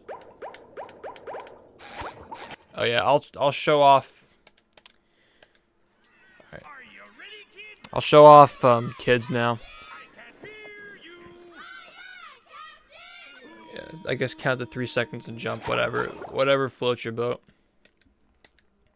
I'm not an expert at no sponge glide runs. Alright, so I'm going to show you guys kids. This is how you practice kids. Because you drown after you get the spatula in the moat in an 80% run, you have to simulate yourself drowning by drowning yourself under the dock to start the cycle. Now, in order to get this cycle, you need to get the cruise boost first, second try, or whatever. So that will be a first try cruise boost, and now we're off. Here you have two options. Either it goes in or out. This time it went in. It's going to be very fast paced, so just bear with me. If you get the inward cycle, you need to wait here to get this slip off, grab it. Like again, like if you can't get the cruise boost first, second try, don't even bother doing this. Just practice it, I guess. It's all movement based. If you miss it like that, oops. Well, I'm trying to show off the backup here. What you would do is like go over there. There's so much to this trick. I can't really. It's gonna take multiple attempts to show everything that could possibly happen with this trick because there's so much that can go wrong, and you need to know the backups for it.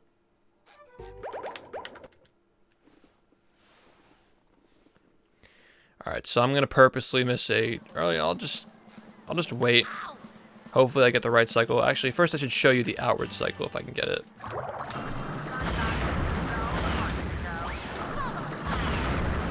Alright, I missed the cycle, whatever.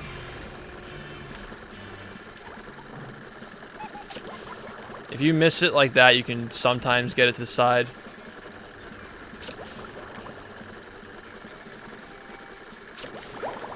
But you can also get it like that.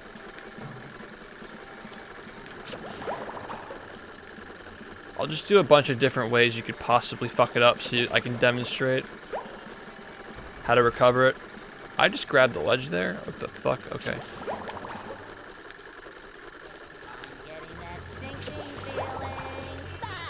You just have to learn which way the kids are going so you can get them.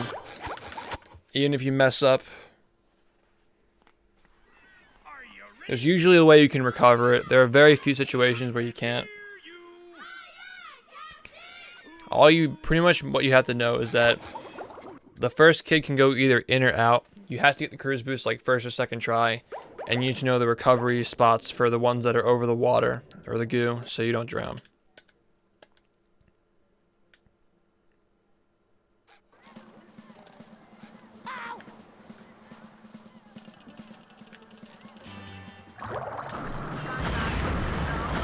Okay, let's see what happens with this. It's gonna go in or out. Okay, it's going out. So if it goes out, you go to this one and then you bash. Now in this case, you don't have to wait for this one now because you waited for the other one and now you can go. Get the sock, jump over here. Again, this takes a while to figure out. Again, you just hit, say you miss it like this. You do that, you want to just get back up on here, wait for it and get it like that. There are a bunch of different ways you can do it. But ultimately, the best way to learn how to do this is by trying it yourself. Getting cruise boost consistently first try and just going at it.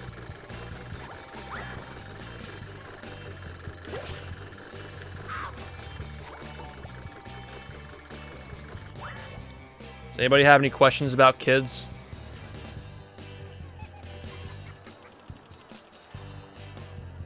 Oh yeah, when you go over here to get the spatula, you'll have a cruise boost active. Make sure that you don't touch this checkpoint, because if you do that and you drown, then you'll just spawn you'll spawn like up here, right? If you drown, you'll spawn next to this place, and you want to spawn over at this checkpoint. You'll see over here. You'll spawn here if you don't touch that checkpoint, because this will be the last checkpoint you got, see? So if you drown without touching the checkpoint over there, you'll spawn here, and then you just jump in the box and do your thing where you hit this thing over here. So that's kids. Oh yeah, and jellyfish slide. There's another thing you can do for this.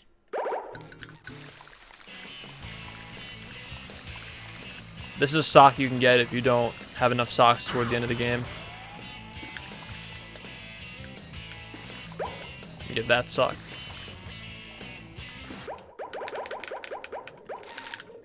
Here's another really shitty sock that you can do if you absolutely need it, but I don't encourage you to get this sock. It's fucking stupid.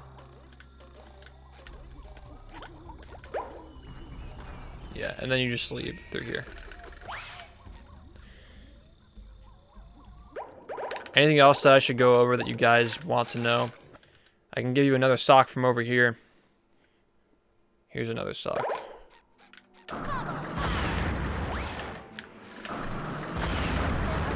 I suck tonight. I honestly just suck tonight. I'm glad I'm not doing any attempts. You can get this sock.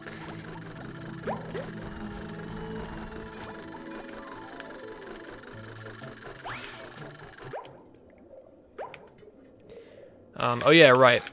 If you can't do oil skip, you can get 2 spatulas to replace oil skip if you can't do it. One that you can do is the rolling ballroom. If you do rolling ballroom and like drain over the moat first. Oh yeah.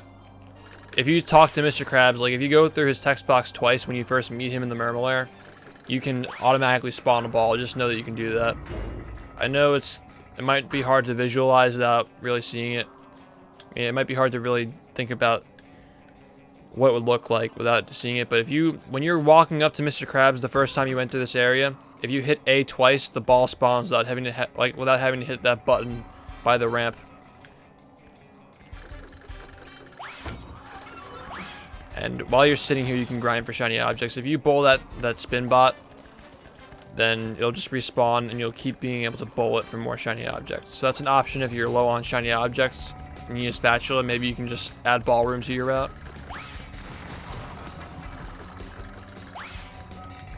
Oh, well, you're supposed to hit that button, but I missed it because I suck. But that's how you avoid getting the hammer to bash your button. To bash your ball. to bash your balls. You have to hit that button so the hammer gets dragged up.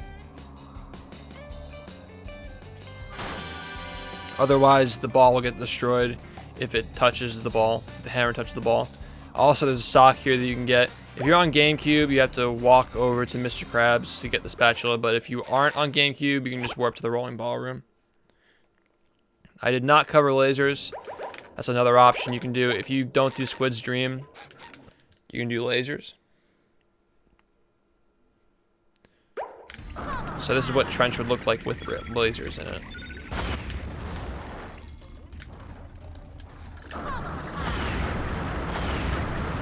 I can't even get a cruise boost first try right now. I'm so tired. Probably gonna practice for a bit before I go offline.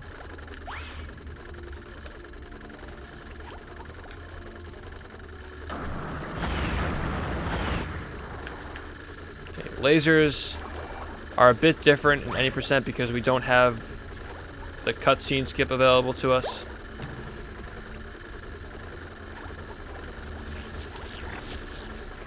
So instead, we just do this before getting the picture frame. Before getting the artwork, we do that to get the laser activated. And then we go around this way.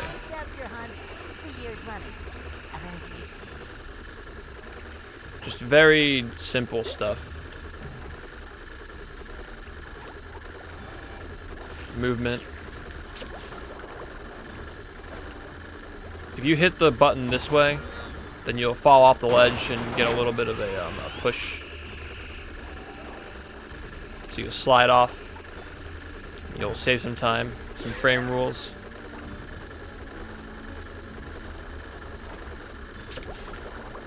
Also, be sure not to die here. It's important that you don't fall off because you have to reload the level if you fall off at any point during this cutscene, or any of the cutscenes for that matter. So you have to actually watch this and then wait for this whole stupid thing to play through. In early powers, we skip this, but in any percent, you need the hand the entire time. And there's no fast known way of getting rid of it and bringing it back to do lasers. At least yet, there isn't. So that's why we don't do lasers in the optimal route. But then you would just come back, switch to Sandy, and get the spatula like that. Okay, that's lasers. Now, what else? There are other things you can do as well. Oh yeah, so if you do those two spatulas like ballroom, you do like extra socks or something. If you do, oh yeah, prawn early. I could show you early prawn. Maybe instead of doing oil skip, you want to do prawn early. In which case you get rid of your Mermalair 2 split. So you just get on this tile over here, wait for him to stop shooting his shit, and you just bowl him.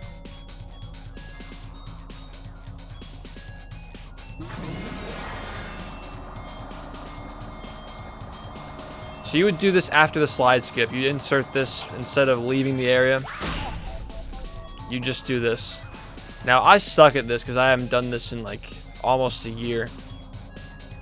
But you're supposed to do a bowling shot as soon as he finishes using that thing so you don't get hit by it. The stupid tiles on the ground.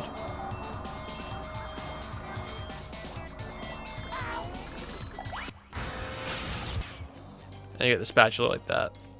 If you don't want to do prawn skip, not even necessarily if you don't want to do prawn skip, this is an option if you don't want to do oil skip early, because instead of doing oil skip, which gets rid of the spatula, the two spatulas in Patrick's dream area, you can do this instead. When you return to dream, you can go like this.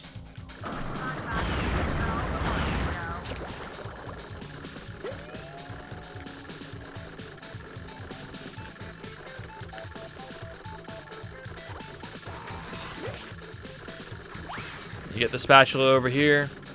You go into Pat's Rock.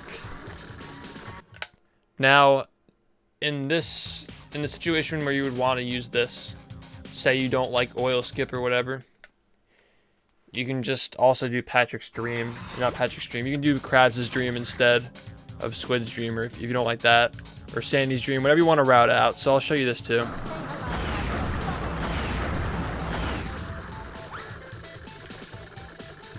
Do Krabs' dream.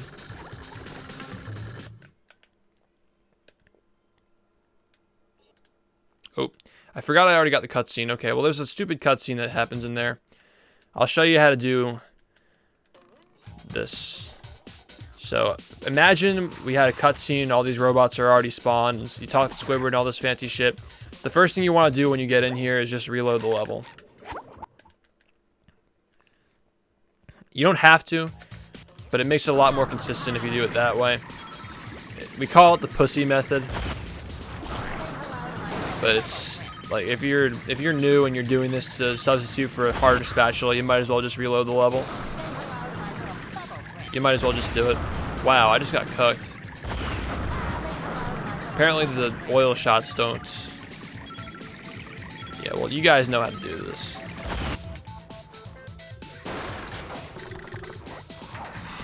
I'm so glad I decided to do this tutorial today.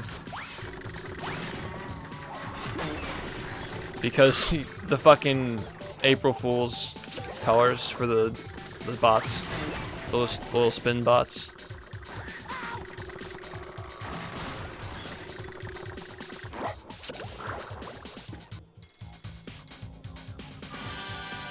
So you can then warp back to this level to get to the spatula faster if you're on Xbox. Or you can just get this and then warp. You got a bunch of options. Pat's Castle.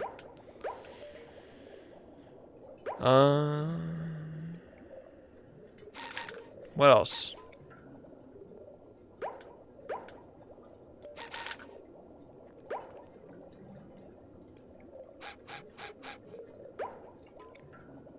There really isn't much else I can go over. Well, okay. There's another way. You can do dilemma late instead of early.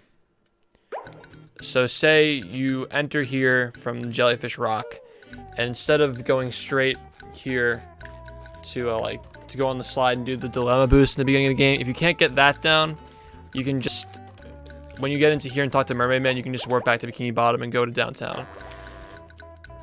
And then in Jellyfish 2, you would just do this. You go this way.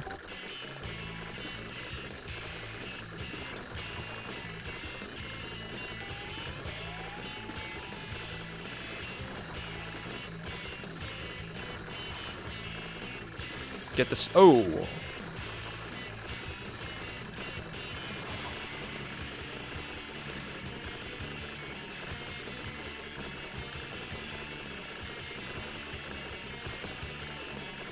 Okay, well, you're supposed to get that sock, but I missed it, so I just did slide jumps to get back to it. Don't worry about that. Yeah, so you just get the box here. Jump around the cutscene trigger because that will exist. You don't have to get the ledge grab, by the way. Jump around the cutscene trigger.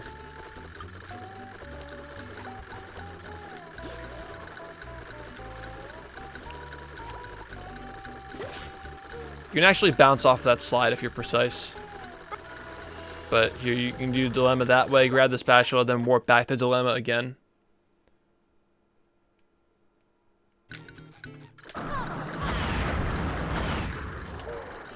And because you open the box, you can jump in it if you aren't bad like me. And you have to go around this way again to get the cutscene trigger. And then you can jump this way. You don't have to slam, but if you're new, you might as well so you don't drown. That's another alternate way of doing this.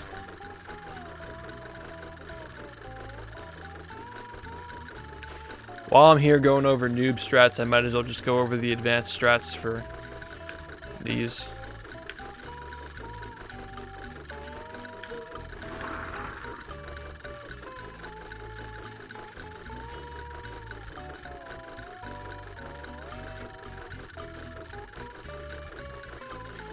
So if you're good at turning around in place while your crew is boosting, you can just stop here, turn around. Ooh. See, the thing is, I'm used to coming in from this direction.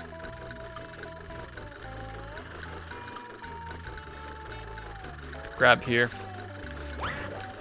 And let's call this rock skip. Don't worry about it, but just know that it exists. And if you have good movement, if you're good at standing in place, you can do it.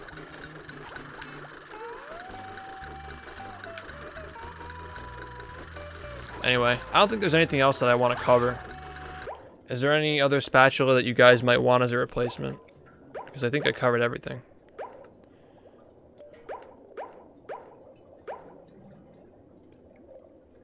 So you can move socks around, move spatulas around. The key is that you need 40 spatulas to get into the industrial park.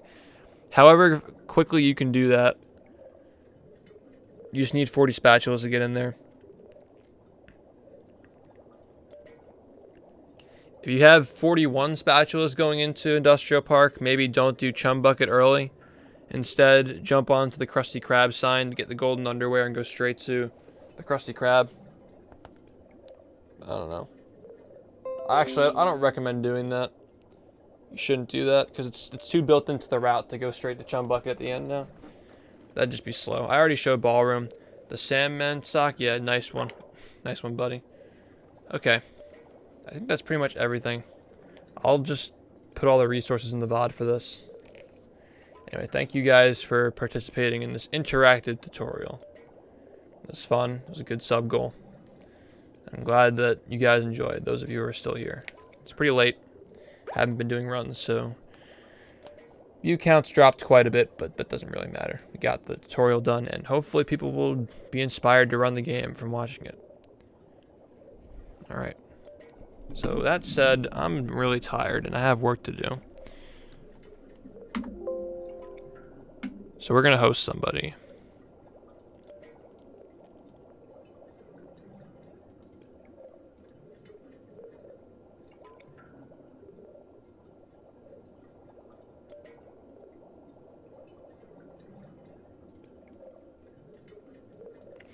These splits take too long to load. Holy shit. Anyway, I'll just get all that settled anyway. We'll host some person.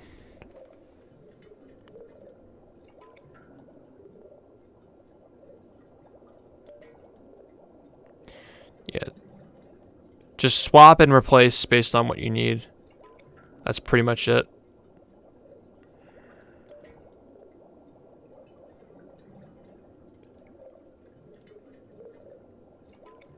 Let me just make sure these splits are working.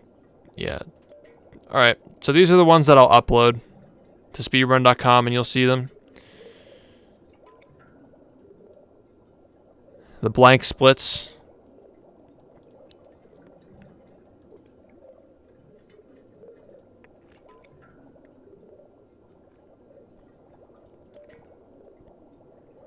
Let's see who's playing.